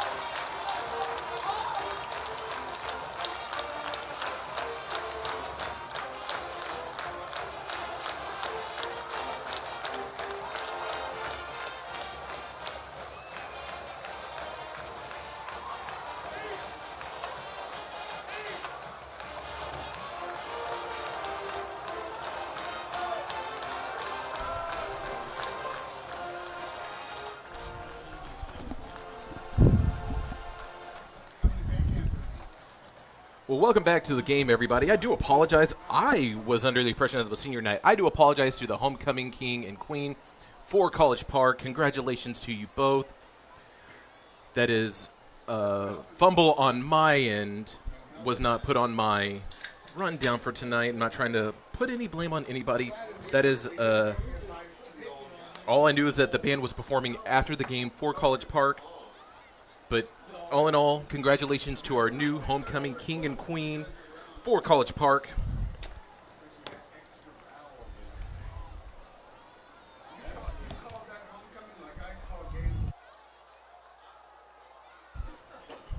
But what we're leading on to now in the second half, College Park is kicking off to the Caney Creek Panthers. College Park has been dominant this game already in the first half, leading 35-0. After their 3-and-out, they went on a tear, scoring 4 offensive touchdowns and getting 1 defensive touchdown in the mix. At the end of regulation, College Park missed a 47-yard field goal attempt, the first miss of the season for Beckett Koch as he's kicking it off, and is going to be returned in the end zone from Caney Creek, and is going to be tackled. Looks to be David Sands in on the tackle for a short return, say about 14 yards.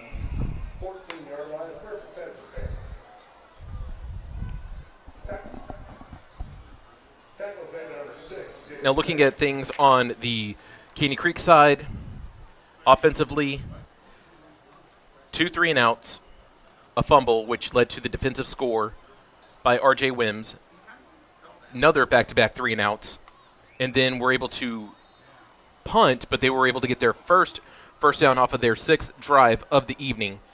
Not a lot of offense going on here for Caney Creek tonight.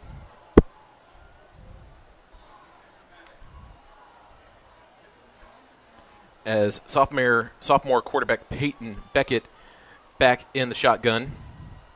College Park sending 4 linemen, and is a nice run. That is number 31, Derek Thompson, the freshman running back, the only freshman from both varsity teams that is getting reps tonight. Short of the first down, it is going to be 2nd and 1 now. Coming back from the break at half. This is the 7th possession tonight, as it is Thompson yet again met in the backfield. I believe that was number 15, Lucas Richard.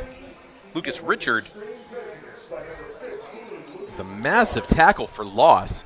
And one of the things that this College Park defense has done, they've had over 60 tackle for losses coming into tonight's matchup. Just complete, utter dominance on this defense, as it is another 3rd down attempt. They're 0 for 6 tonight. Ball at the 20. Beckett throwing down the sideline, and it is incomplete, out of the hands Jamonte Kuhn. I thought that was going to be a first down, but now we're going to see the punt squad come back out for Caney Creek. Peyton Beckett, the sophomore quarterback for Caney Creek, had a nice touch on the ball, just a little high for Kuhn, unfortunately, and right at the sideline. Marshall punting back. Beltran trying to return one. He breaks 2 tackles already. Hugging the sideline, coming back in, trying to find his way to the end zone. This is going to be a touchdown. Marco Beltran with the punt return. 55 yards, his 2nd punt return of the season. You have seen an offensive score, a defensive score, and now a special team score.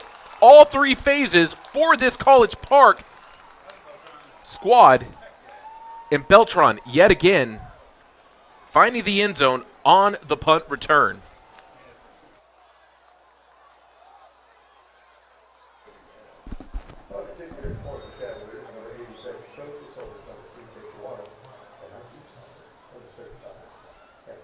Koch ready to kick the extra point yet again.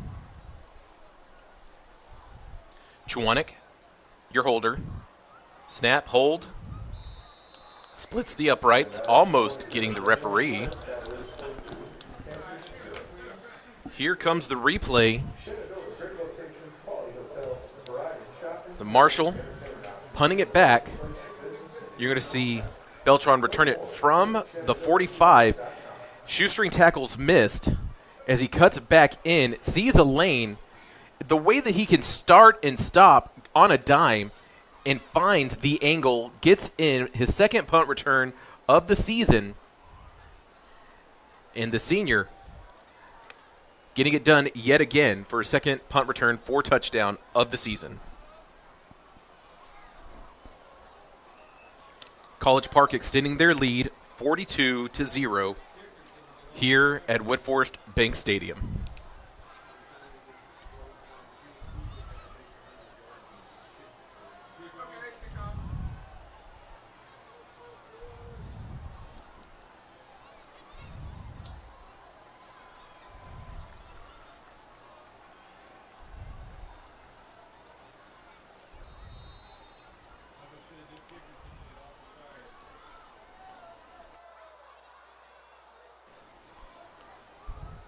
Might be a matter of time before we start to see Lincoln Wilson taking some reps kicking off, but Koch still kicking.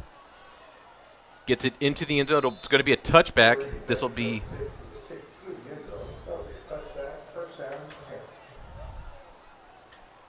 eighth possession tonight for this offense as they line up. Second of the half.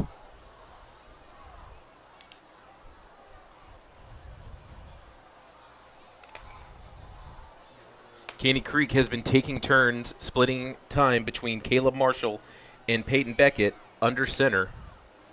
See who's going to line back up for this series, as it looks to be Caleb Marshall now taking the snaps for the Panthers. Kuhn goes in motion. Quick pass to Kuhn, trying to get to the second level.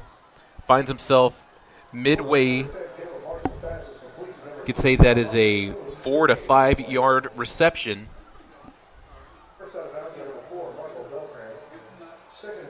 Beltran there on the tackle.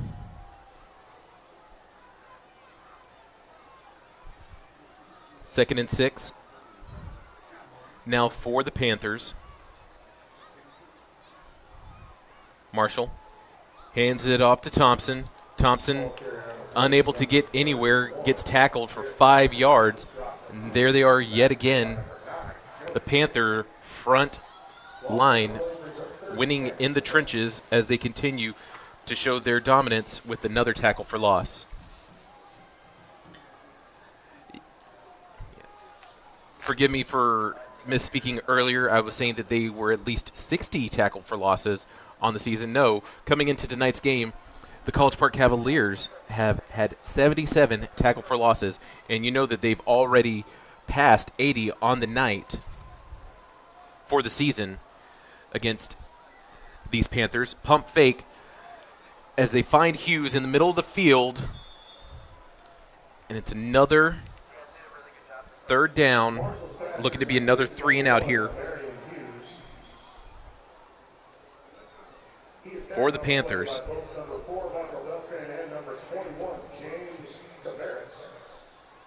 Short game brings up 4th and long.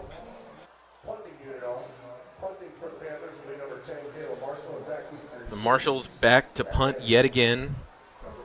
Beltran coming back from the 55-yard punt return for score. Marshall punting very high.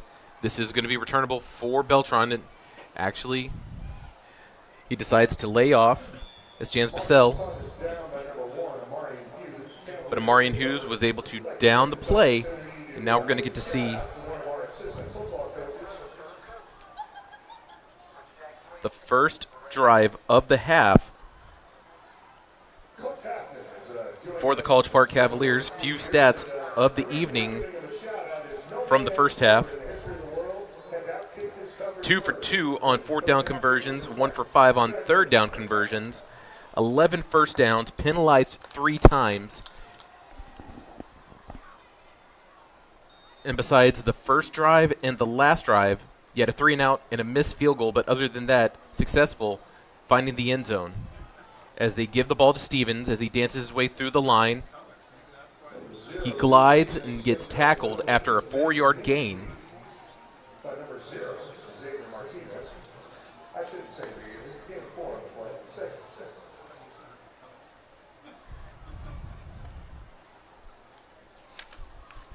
But looking at the success that College Park has had this evening, wouldn't hurt to continue to work on your ground game.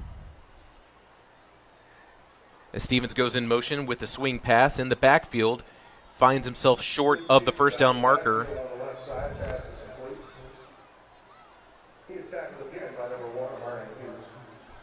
Great homecoming matchup here as they are shutting out the Panthers for the Cavaliers. Like to provide an update from the other game of the half, which is north of us over at Moorhead Stadium tonight. Right now, the Grizzlies are leading the Tigers into the third quarter, 14-7. And another give to Stevens. He gets the first down for forward progress.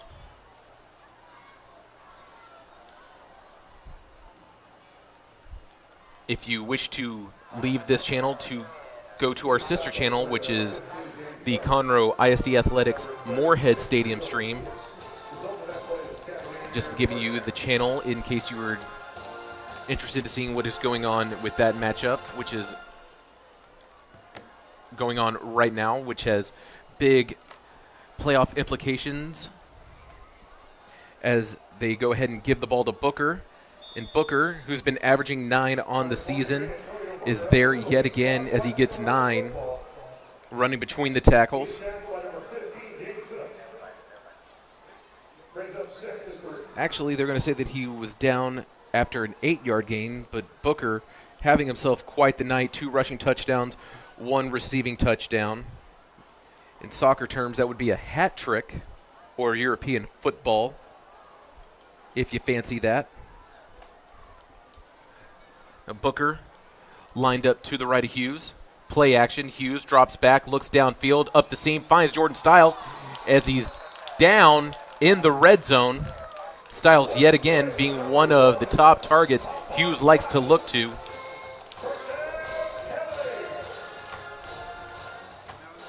Play action. As you can see, plenty of time looking for his number 1 guy, number 1 on your program, number 1 in his heart. They're back in the red zone.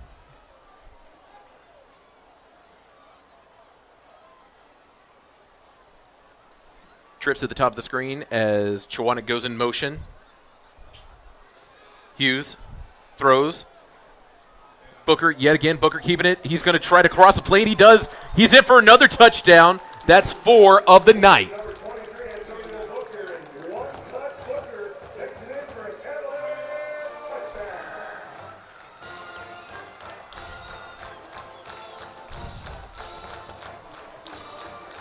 Antonio Booker looking to book his way as the player of the week here in District 13-6A. 4 touchdowns on the night, 2 receiving, 2 rushing.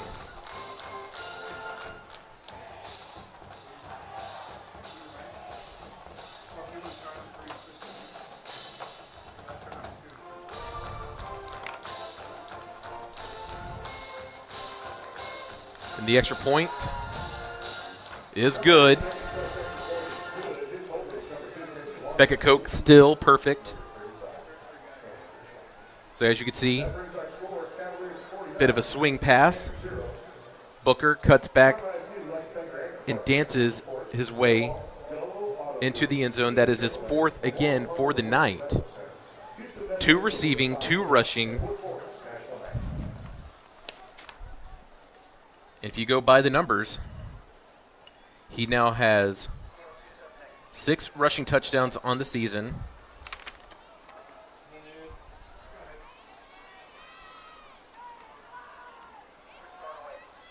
Well, and as I know of, at least 2 receiving touchdowns.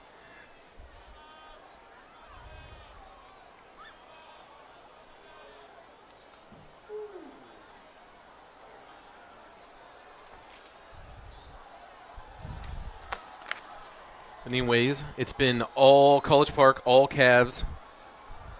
A little over halfway through the third quarter. It's now 49-0.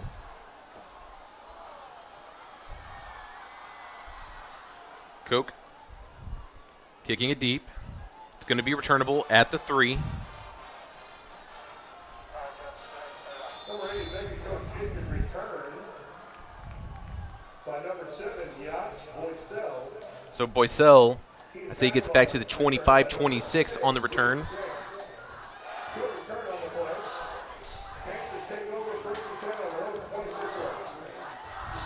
Ninth drive coming up here for the Panthers. Looking at the defensive scheme right now for College Park. They're going to have 3 defensive linemen. They're going to have 1 play off the edge. Looks to be a linebacker that might be playing off the edge. Isaiah Ogoli. So 3 linemen. Ogoli coming off the edge, but it looks like we're going to have a false start here. First penalty of the half. False start. For the Panthers. Offense. Number 1, 5-yard penalty. Remains first down.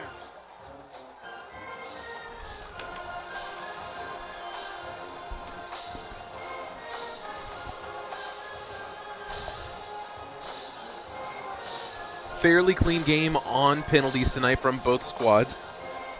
That's now the 4th penalty for the Panthers. College Park has been penalized 3 times. To go by the yardage, not over 30 from both squads. Kuhn in motion. Marshall, pump fakes.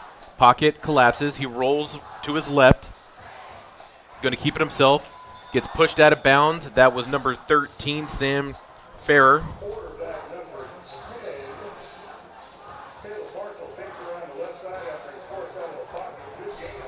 Marshall gets himself 7.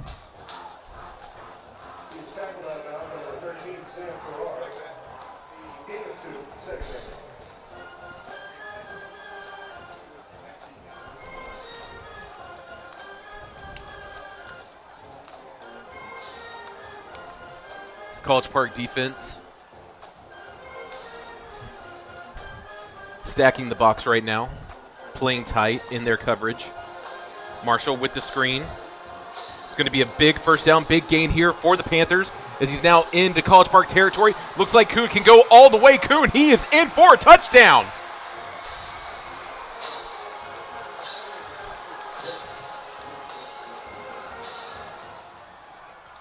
Quarterback number 10, Caleb Marshall's pass gets complete to number 3, John Kuhn.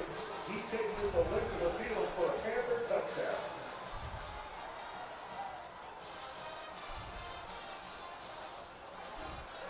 Shutout goes away following the 72-yard reception from Marshall to Kuhn. Now Juan Perez for the extra point, almost blocked. No good. I think a hand actually did get on it. Went right. We could see the replay coming up here momentarily. As you see, enough time, dump it off. Kuhn able to break that one tackle, puts on the burners, moves upfield. Great block from the receiver. Hugging down the sideline, 72-yard screen pass, getting their first touchdown of the night. And the shutout is no more. We have not seen College Park return a kickoff since the start of the game, and that led to a 3-and-out.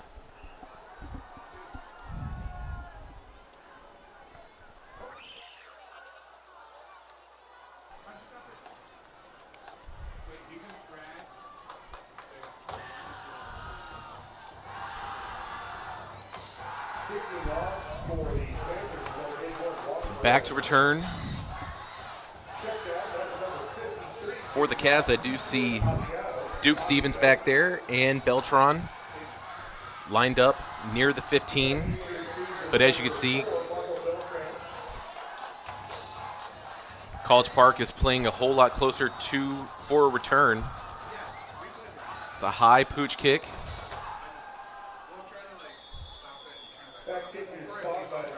And that was number 17, Brandon Claybaugh, who caught the ball at the 24.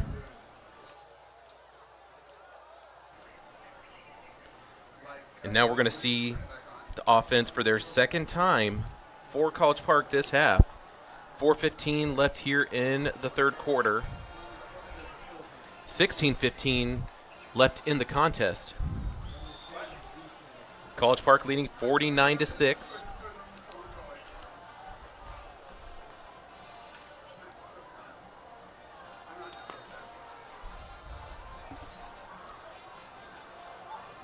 And looks like Hughes' night is over, as Rodrigo Bravo, senior quarterback, is going to be taking some snaps. Bravo gives it to A.J. Espinal. And Espinal gets a short gain.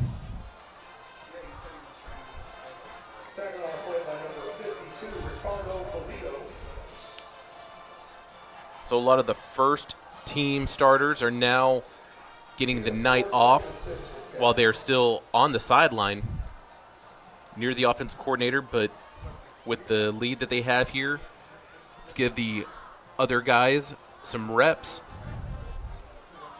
As Hughes went in motion, another give to Espinal as he slips his way through the tackles. Short gain on the play, brings up 33.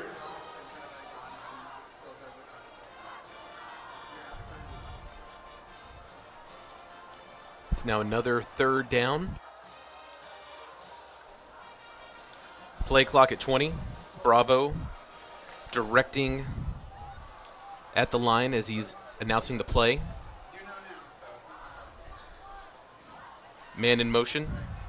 It's another give. Actually, no, it's a play action as it's a pass over to 82, Enzo Lima. Lima gets the first down close to midfield.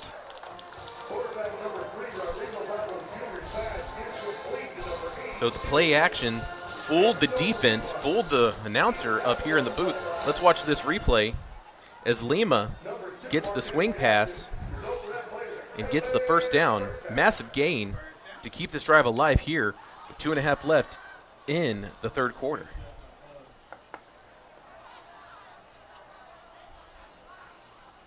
Ball on the near side.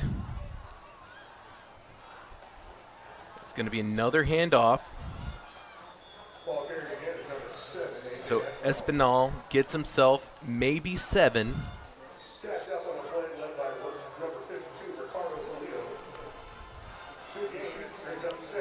Second and 3.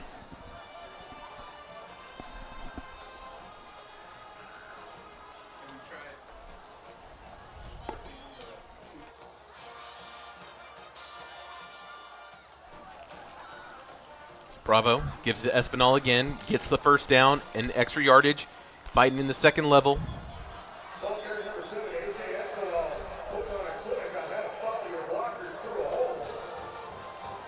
Great offensive line here for the Cavaliers. It's going to be another first down that puts them at 14 first downs tonight.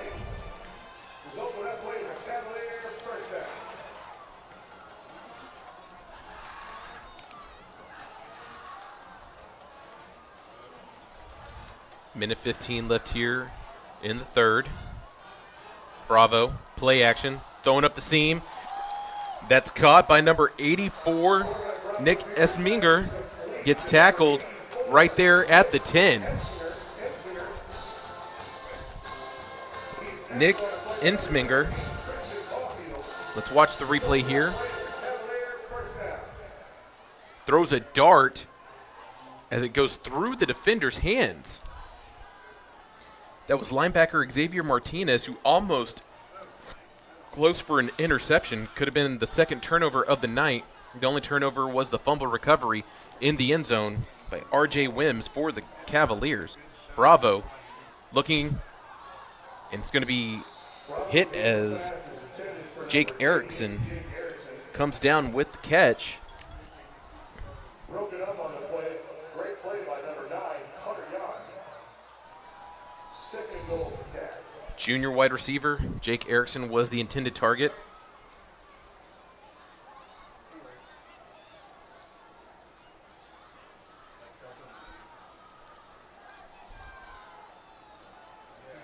.28 seconds left here in the third. Cavaliers looking to score. Give to Espinal again. He breaks one tackle. He's trying to get to the goal line. Is short. 2 yards. No, he's down at the 1.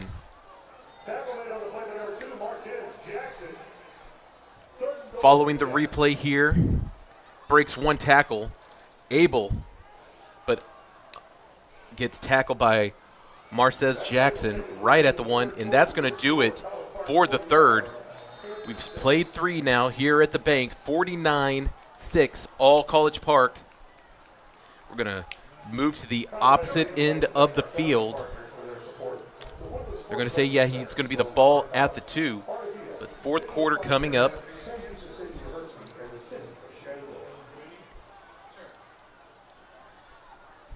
Checking in on what's going on north of us here, because right now, if you look at the standings within the district,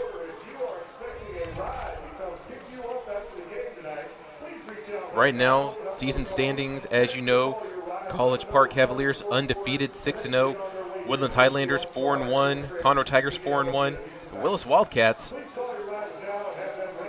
4-2. Now they're 3-1 in district, but they had a loss earlier in the season in non-district play. Grand Oaks 4-2 on the season, which are 2-2 in district. So Grand Oaks trying to go home with the win against Conroe to try to be 3-2 just like the Tigers and give you a little bit more of that matchup momentarily.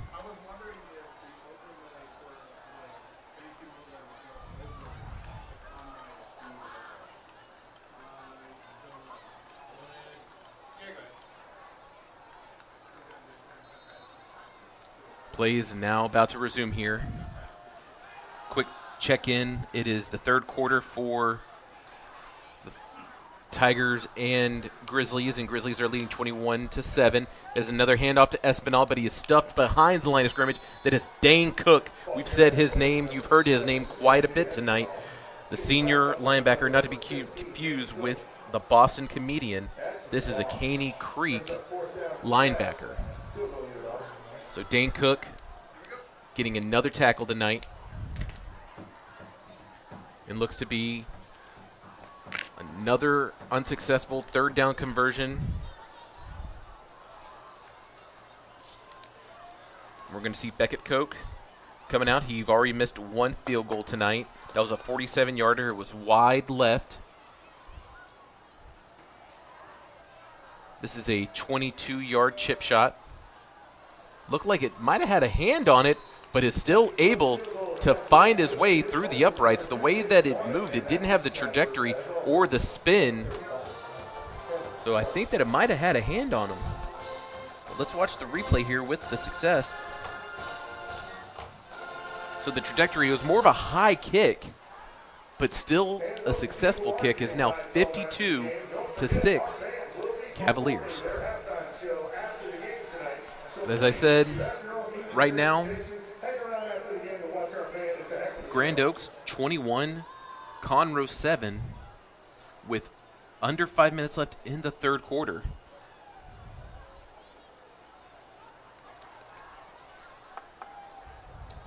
College Park shut out the Tigers here at Woodforest Bank Stadium a few weeks ago.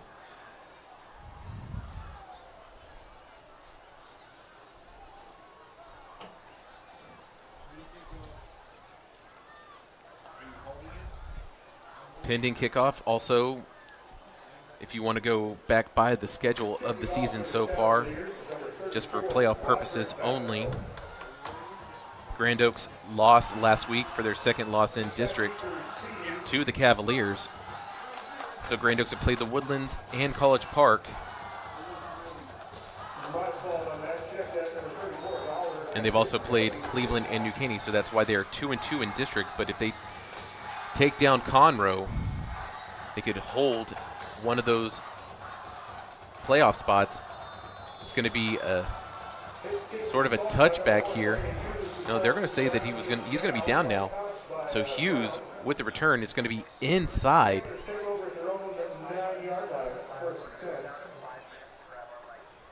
Say he's down at the 8, maybe the 9, but it's going to be inside the 10 for Caney Creek. But back to what's going on here within the district.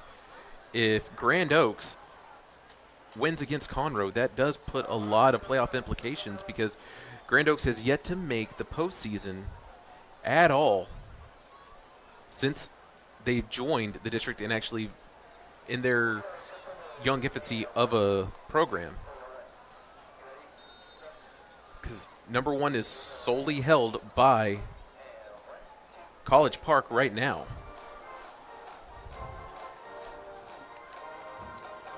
It's going to be a handoff give to number 25, Peyton Pollard. Finds himself maybe 3 yards on that carry. But that's what's so interesting and what makes high school football so fun, especially whenever you're looking at what is ahead late in the games, because you want to know or have an idea those 4 playoff spots. If you're looking at the numbers of everything, district standings right now, College Park undefeated. Willis Wildcats 3-1. They beat the Woodlands. Woodlands Highlanders 2-1. They lost to Willis. And then the Woodlands are going to be playing College Park here at the bank next Friday night, as it's going to be a sweep over to Kuhn. Kuhn had the massive 72-yard screen reception for touchdown earlier, and they're going to say that he gets the first down off the 7-yard run. So that's the second first down. But if the season were to end tonight, as you know, right now, College Park, Willis, the Woodlands, Conroe, Oak Ridge, and Grand Oaks are tied for 5th. But Grand Oaks can now jump if they get past Conroe and hold that 4th spot for their first playoff berth in program history. But right now, Peyton Beckett hands it off, and it's going to be a big run up the seam, going upfield into the territory. Now it's going to be right close to the goal line. Oh, and Pollard, not enough jet to get to the end zone, but a massive run. So Pollard follows the blocks. He put on the jets, but you could see, I think that was number 30. That was 31. Tank Campbell, sophomore corner, able to save a touchdown.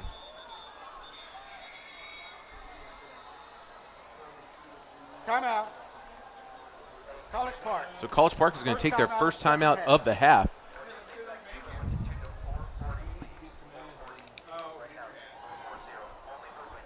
During this timeout, we'd like to shout out one of our new coaches here at College Park. His name is Chad Hartley.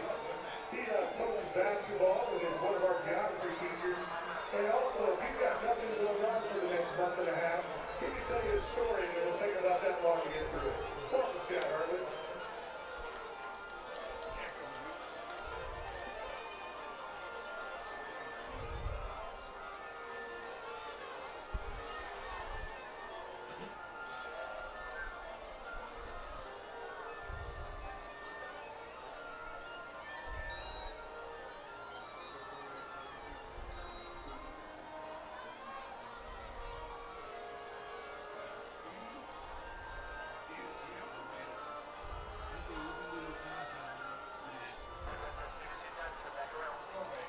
So the 79-yard rush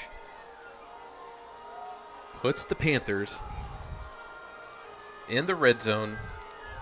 7 yards to find a score yet again. Peyton Beckett under Sander. Peyton Pollard in the backfield. Beckett going to keep it himself, but he's going to get sacked. It looked like it was a design run, so it's going to be a tackle but could be considered a sack. Depends on how you want to score it.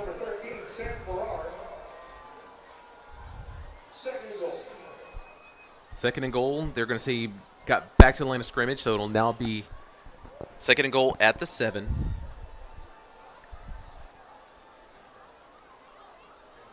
Caney Creek taking their time, getting the play from the sideline.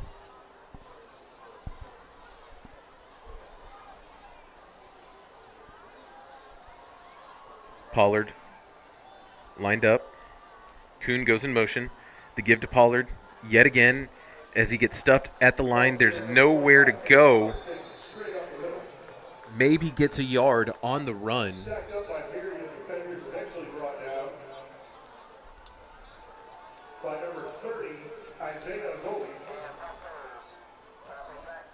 Panthers needing 6.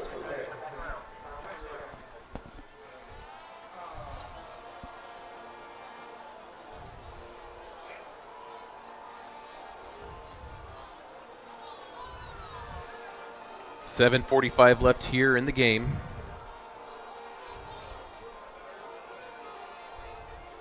Bad low snap. And a high pass through the hands of Kuhn. And brings up 4th down.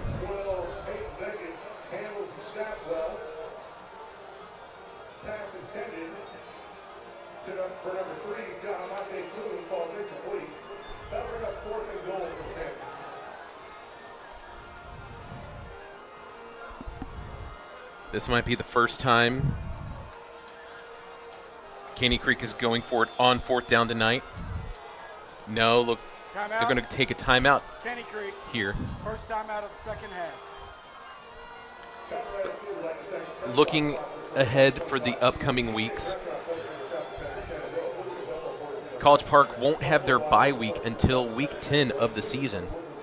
So following tonight against Caney Creek, they play the Woodlands next week.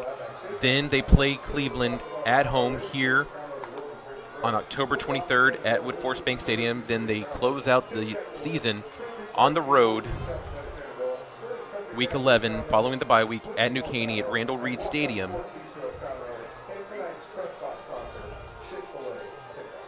And senior night will be on the 9th week of the season, October 23rd.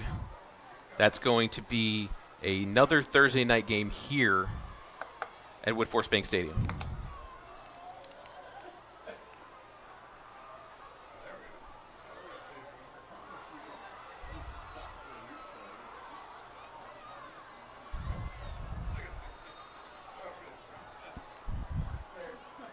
Caney Creek going forward on 4th down. Ball at the 6. Pass to the end zone, incomplete. Threw it into coverage, and it looked like number 14, Eric Yates, had a hand on it. That play is broken up. But number 14, Eric Yates, turnover on down. The Cavaliers take over 1st and 10 on their own 6-yard line. This will be the 3rd possession of the half now coming up for College Park, needing 94 yards to find the end zone.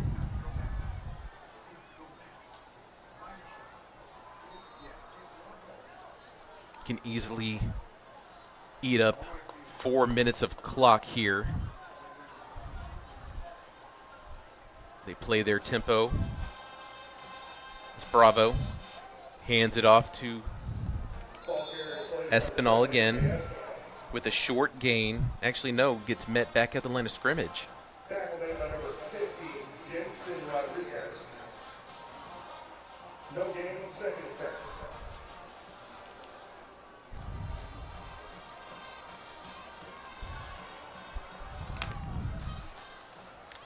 The wide receiver personnel right now for Cavaliers. You have 88 Jake Erickson and 84 Nick Esminger. Erickson goes in motion as he's going to get the sweep. As he's stopped, looks to be at the 10. Maybe he got 4 on the run. Jake Erickson, he takes it around the left side. He is tackled by It's now going to be a third and manageable.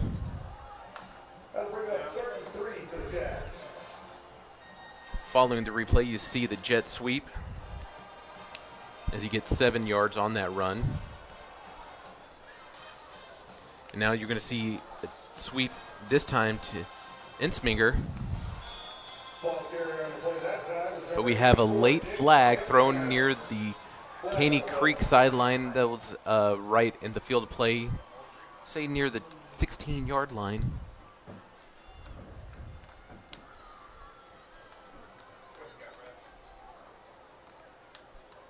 I think this is going to be on College Park. During the play, illegal block in the back. Offense number 72, 10 yards from the spot of the foul. Repeat, third down.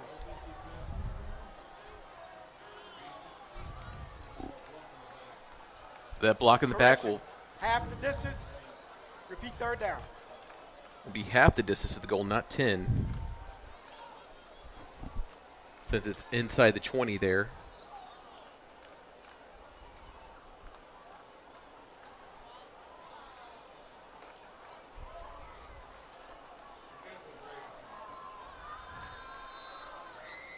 You could say that was a 7-yard penalty instead of a 10.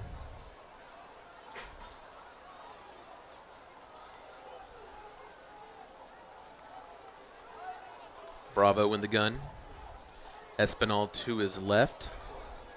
Bravo rolls left, looks downfield on the run, finds, but does not connect with Amani Miller.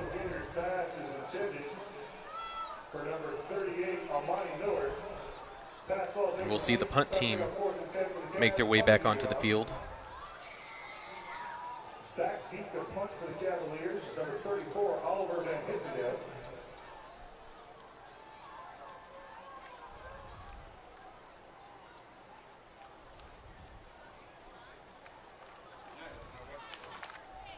Back deep to receive the punt for the Panthers, number 3, John Monte.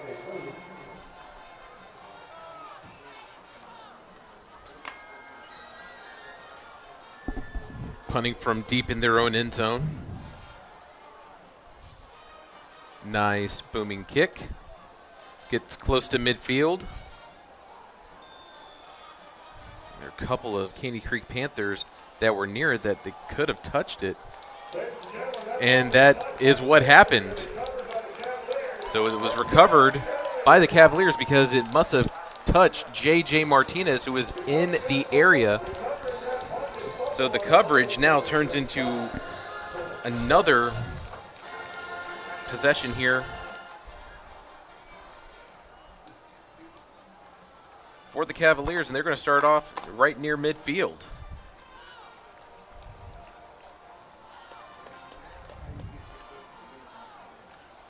An unfortunate series of events. What typically happens is whenever you're coming downfield, you don't want to be anywhere near it if it's not returnable by the kicker. It's a new life here for the Cavaliers as they go back to the ground and gets nowhere. I believe that was 15 Dane Cook yet again on the tackle. The senior linebacker is able to find his way through the line and gets to a defender.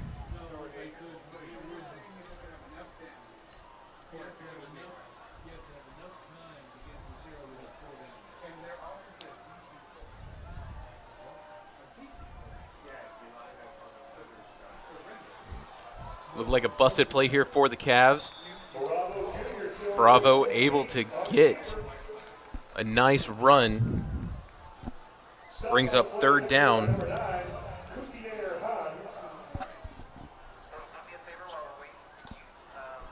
But as you can see now, it's a 3rd and 3 back in Panther territory.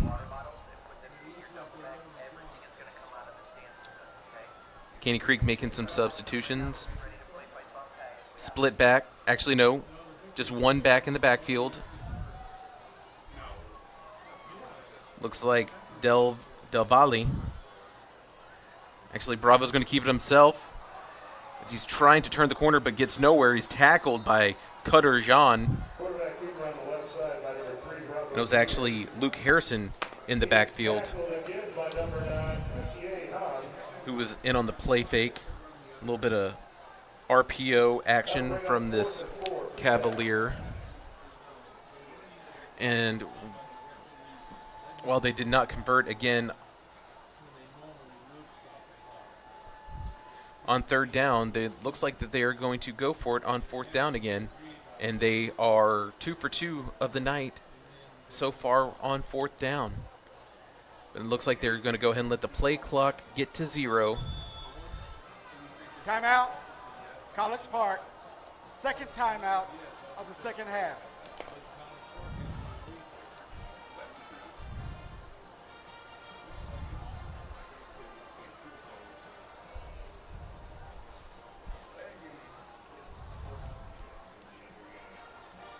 So with 3:15 left here, College Park still leading 52-6.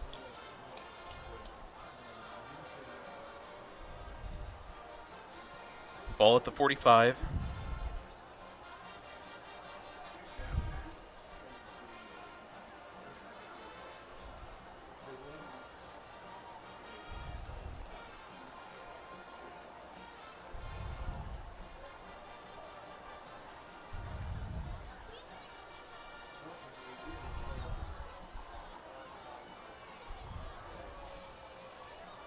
Backing the punt for the Cavaliers is number 34, Oliver Van Bissendale.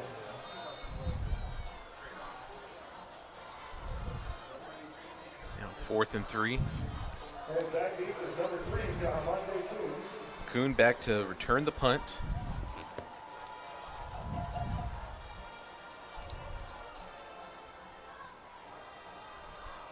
High punt. And College Park trying to recover it at the 1, but it's going to be a touchback. Right there, the ball rolls into the end zone. That'll be a touchback for the Panthers. They take over, 1st and 10, 3:05 to go. So the Panthers are now going to take over.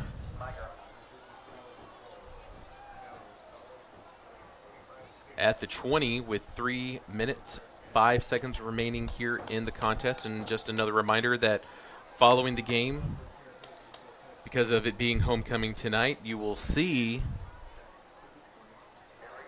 the band and drill team perform their halftime show for College Park.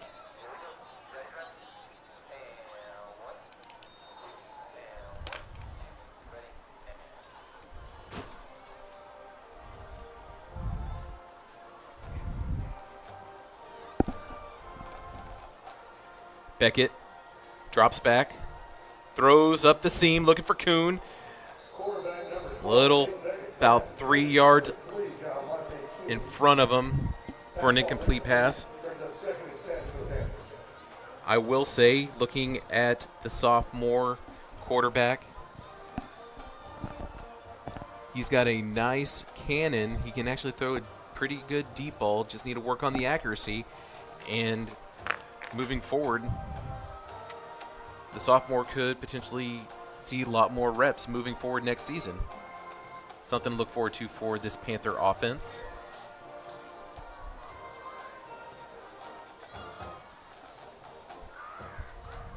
Beckett towards the sideline, through his receiver's hands. Beckett's pass is intended on the play for number 7. So that was number 7, Chance Bassell. Pass ball complete. Do apologize if I am not getting the pronunciation of that last name correctly.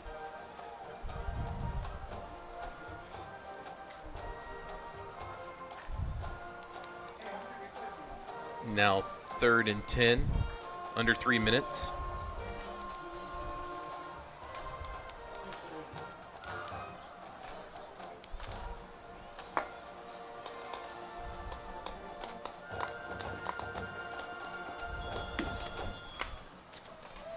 Timeout. Going to be a timeout taken Caney here Creek. from Second timeout of the second half.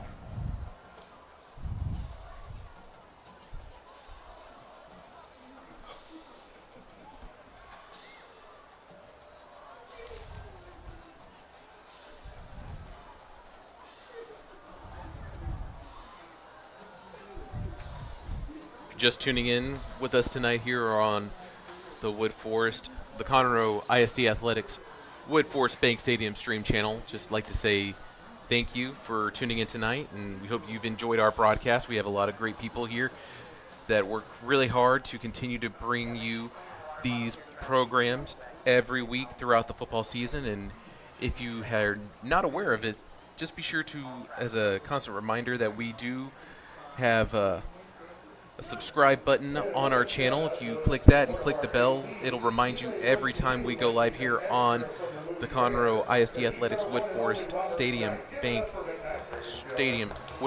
Stadium stream channel. It's being 3rd and 10 now. Beckett drops back, throws, finds Kuhn in a screen. Kuhn looks like he's going to get the first down to keep the drive alive here for the Panthers.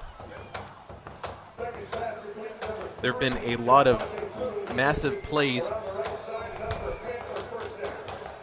for the Panthers tonight.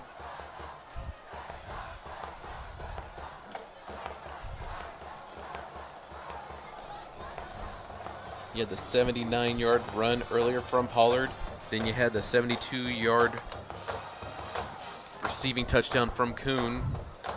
Only top plays that you've really got a chance to see tonight from Caney Creek, as they think that was to Pollard yet again, but it's going to be a late flag. Actually, that was number 28, Jonathan Javier. There was a flag thrown late from the sideline. Crackback block. Offense number 80, 15-yard penalty, repeat first down.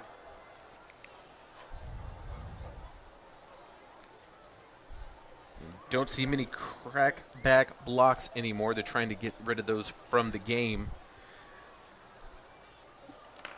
as player safety is still main concern from all levels of the game, from Pee-wee to middle school, high school, college, even in the professional ranks.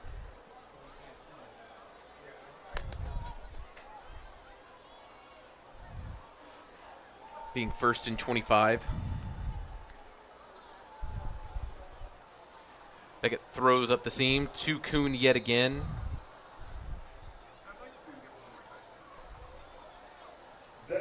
We were 8 seconds away from the 2-minute timeout.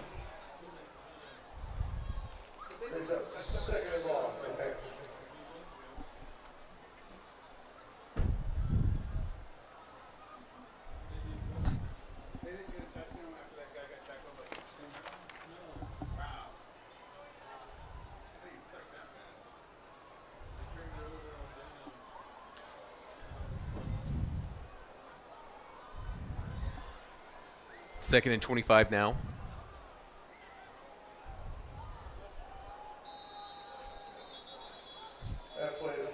Play called dead. Might have been delayed game. Offense number 12. That's what it was. Play clock was. Still second down. Play clock was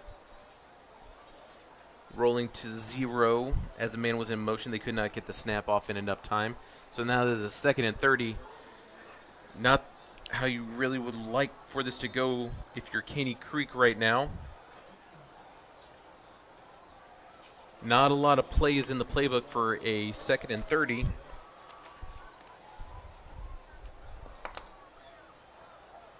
Kuhn in motion again. Play action. Throws. Connects with Bakari Worthy. Worthy still moving, gets to the first down. Actually, that's number 6, Aaron Williams.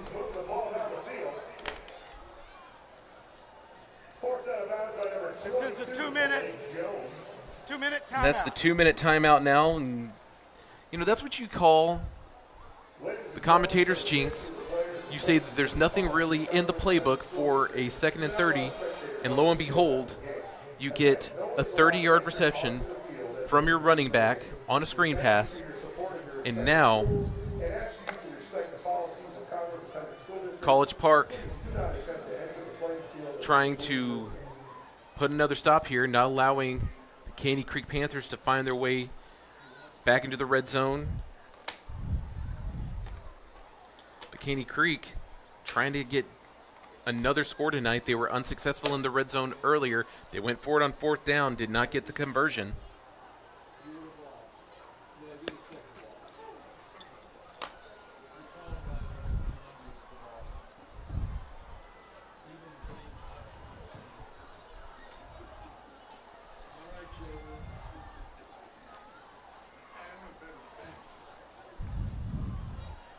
But as you can see, following the 2-minute timeout now, minute 55 left here in the game. College Park looking to go home with the win on homecoming and keep their undefeated season intact, and that is going to be almost intercepted. That was number 31, Tank Campbell, sophomore defensive back, playing corner. Personal foul, roughing the passer, defense number 30. 15-yard penalty, automatic, first down.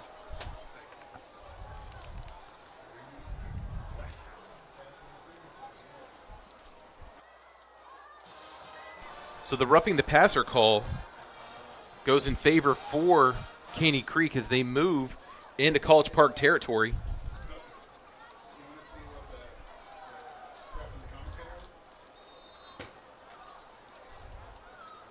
As it is now, ball at the College Park 39, throw up the seam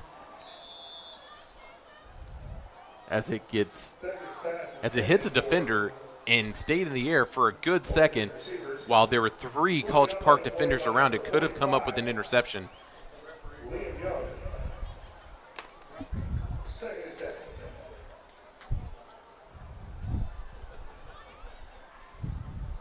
But it's been quite a contest tonight here at Woodforest Bank Stadium. We hope that you've enjoyed the broadcast with us.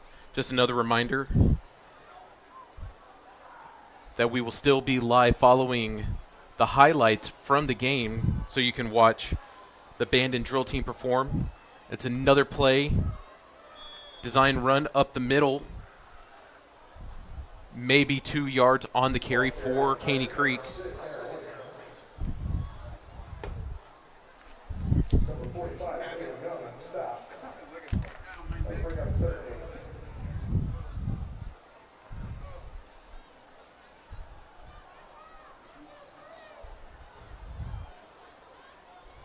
Closing in with a minute left here in the game.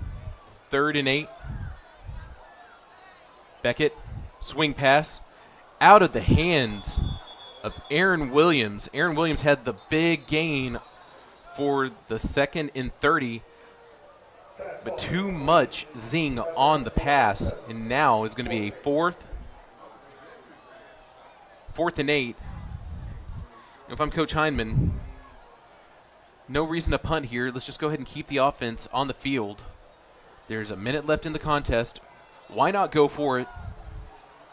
You've had some, well, I guess they're going to go ahead and punt it off, give the ball to College Park. College Park will go into victory formation and conclude the game. No, looks like they are going to go for it, but now it's going to be a timeout.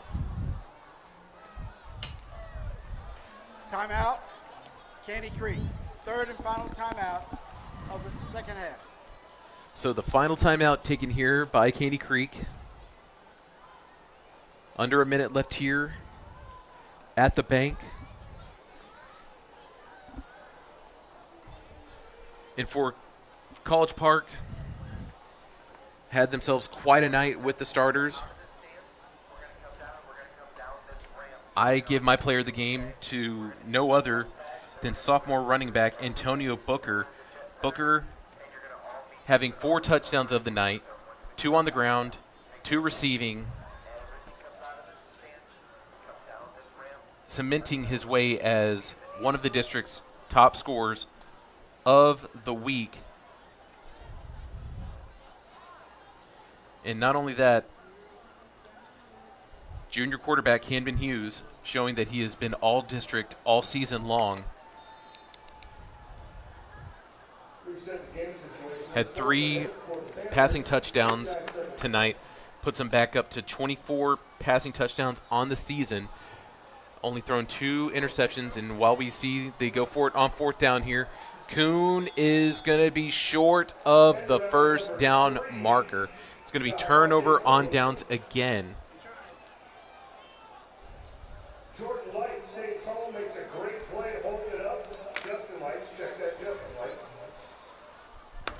And the stop is made by number 30.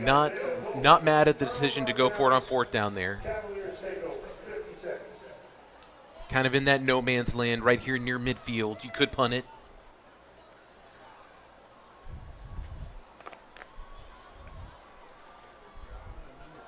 But knowing College Park coming out here, I'm sure that they would just go ahead and start to take a knee and take 2 knees and go home with the W here tonight for homecoming to keep their perfect season intact.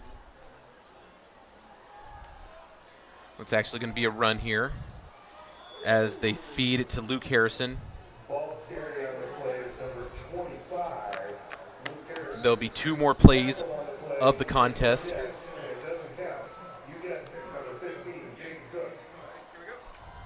But yet again, And that should take us to the end of the ball game. have to say congratulations to the College Park Cavaliers here on homecoming.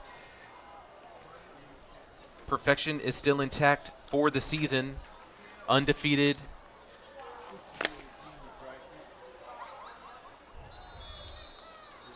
As the game clock starts to tick towards 0, both teams will meet at their sidelines and exchange good sportsmanship handshakes at midfield. But that will do it tonight here at Woodforest Bank Stadium. College Park wins the contest 52-6. We'll show you the highlights yet again following the broadcast. But actually, we're going to have the highlights, and then as the teams start to exit the field, we will have the halftime show for the College Park band and drill team.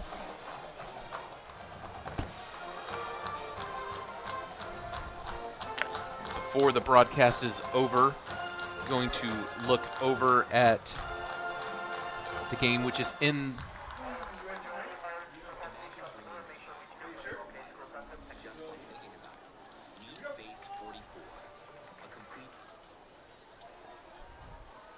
looking at the Grand Oaks and Conroe game.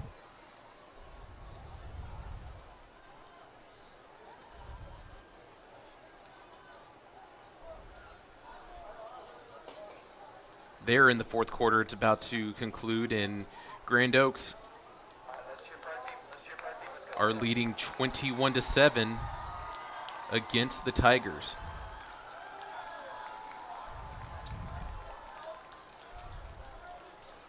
But as you can see with the highlights here, I hope you enjoy those. And as I said,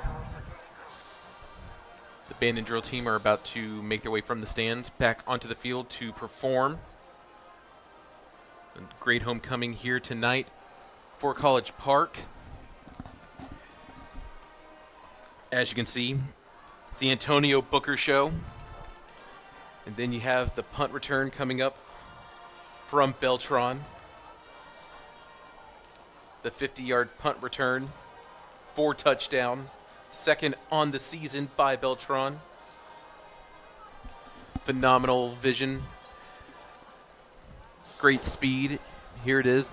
The other play to Booker as he jukes the defender, jukes another one, cuts it back in.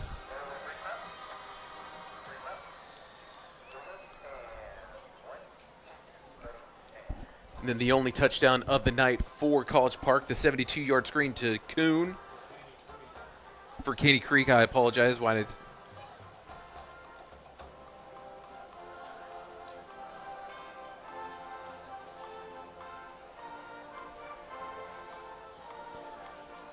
but this game had all phases for College Park. We hope you enjoyed those highlights.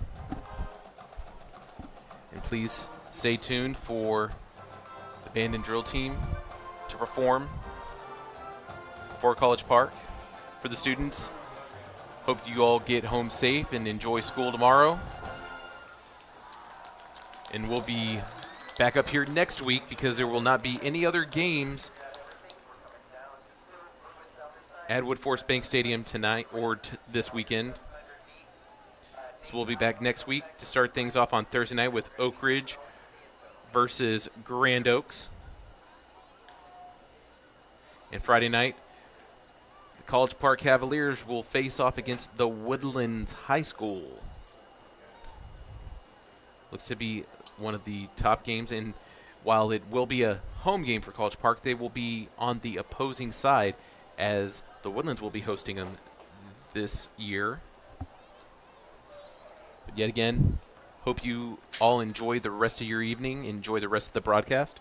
I'm Jackson Cochran, signing off for the Conroe ISD Athletics Woodforest Stadium Big Stream. Enjoy the rest of your night. See you next week.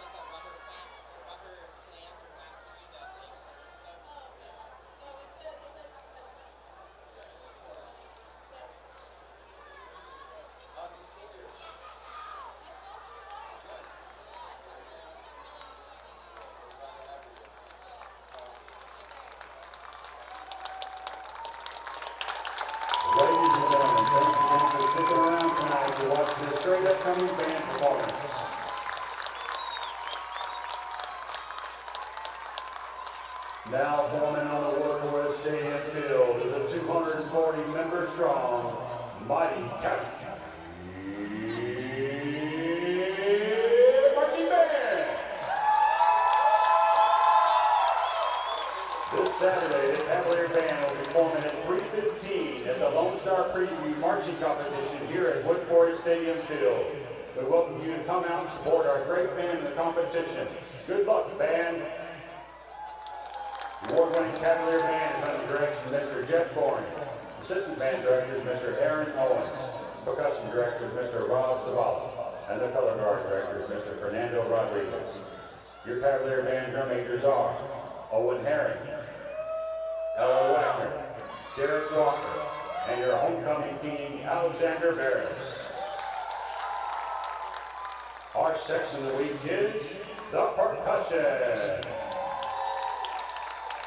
Tonight, our band is excited to show you all 4 parts in our 2025 show titled Glow. And now, let's get ready to enjoy a great show. It's time to watch these great young men and women perform for you the sights and sounds of the award-winning Caney marching band.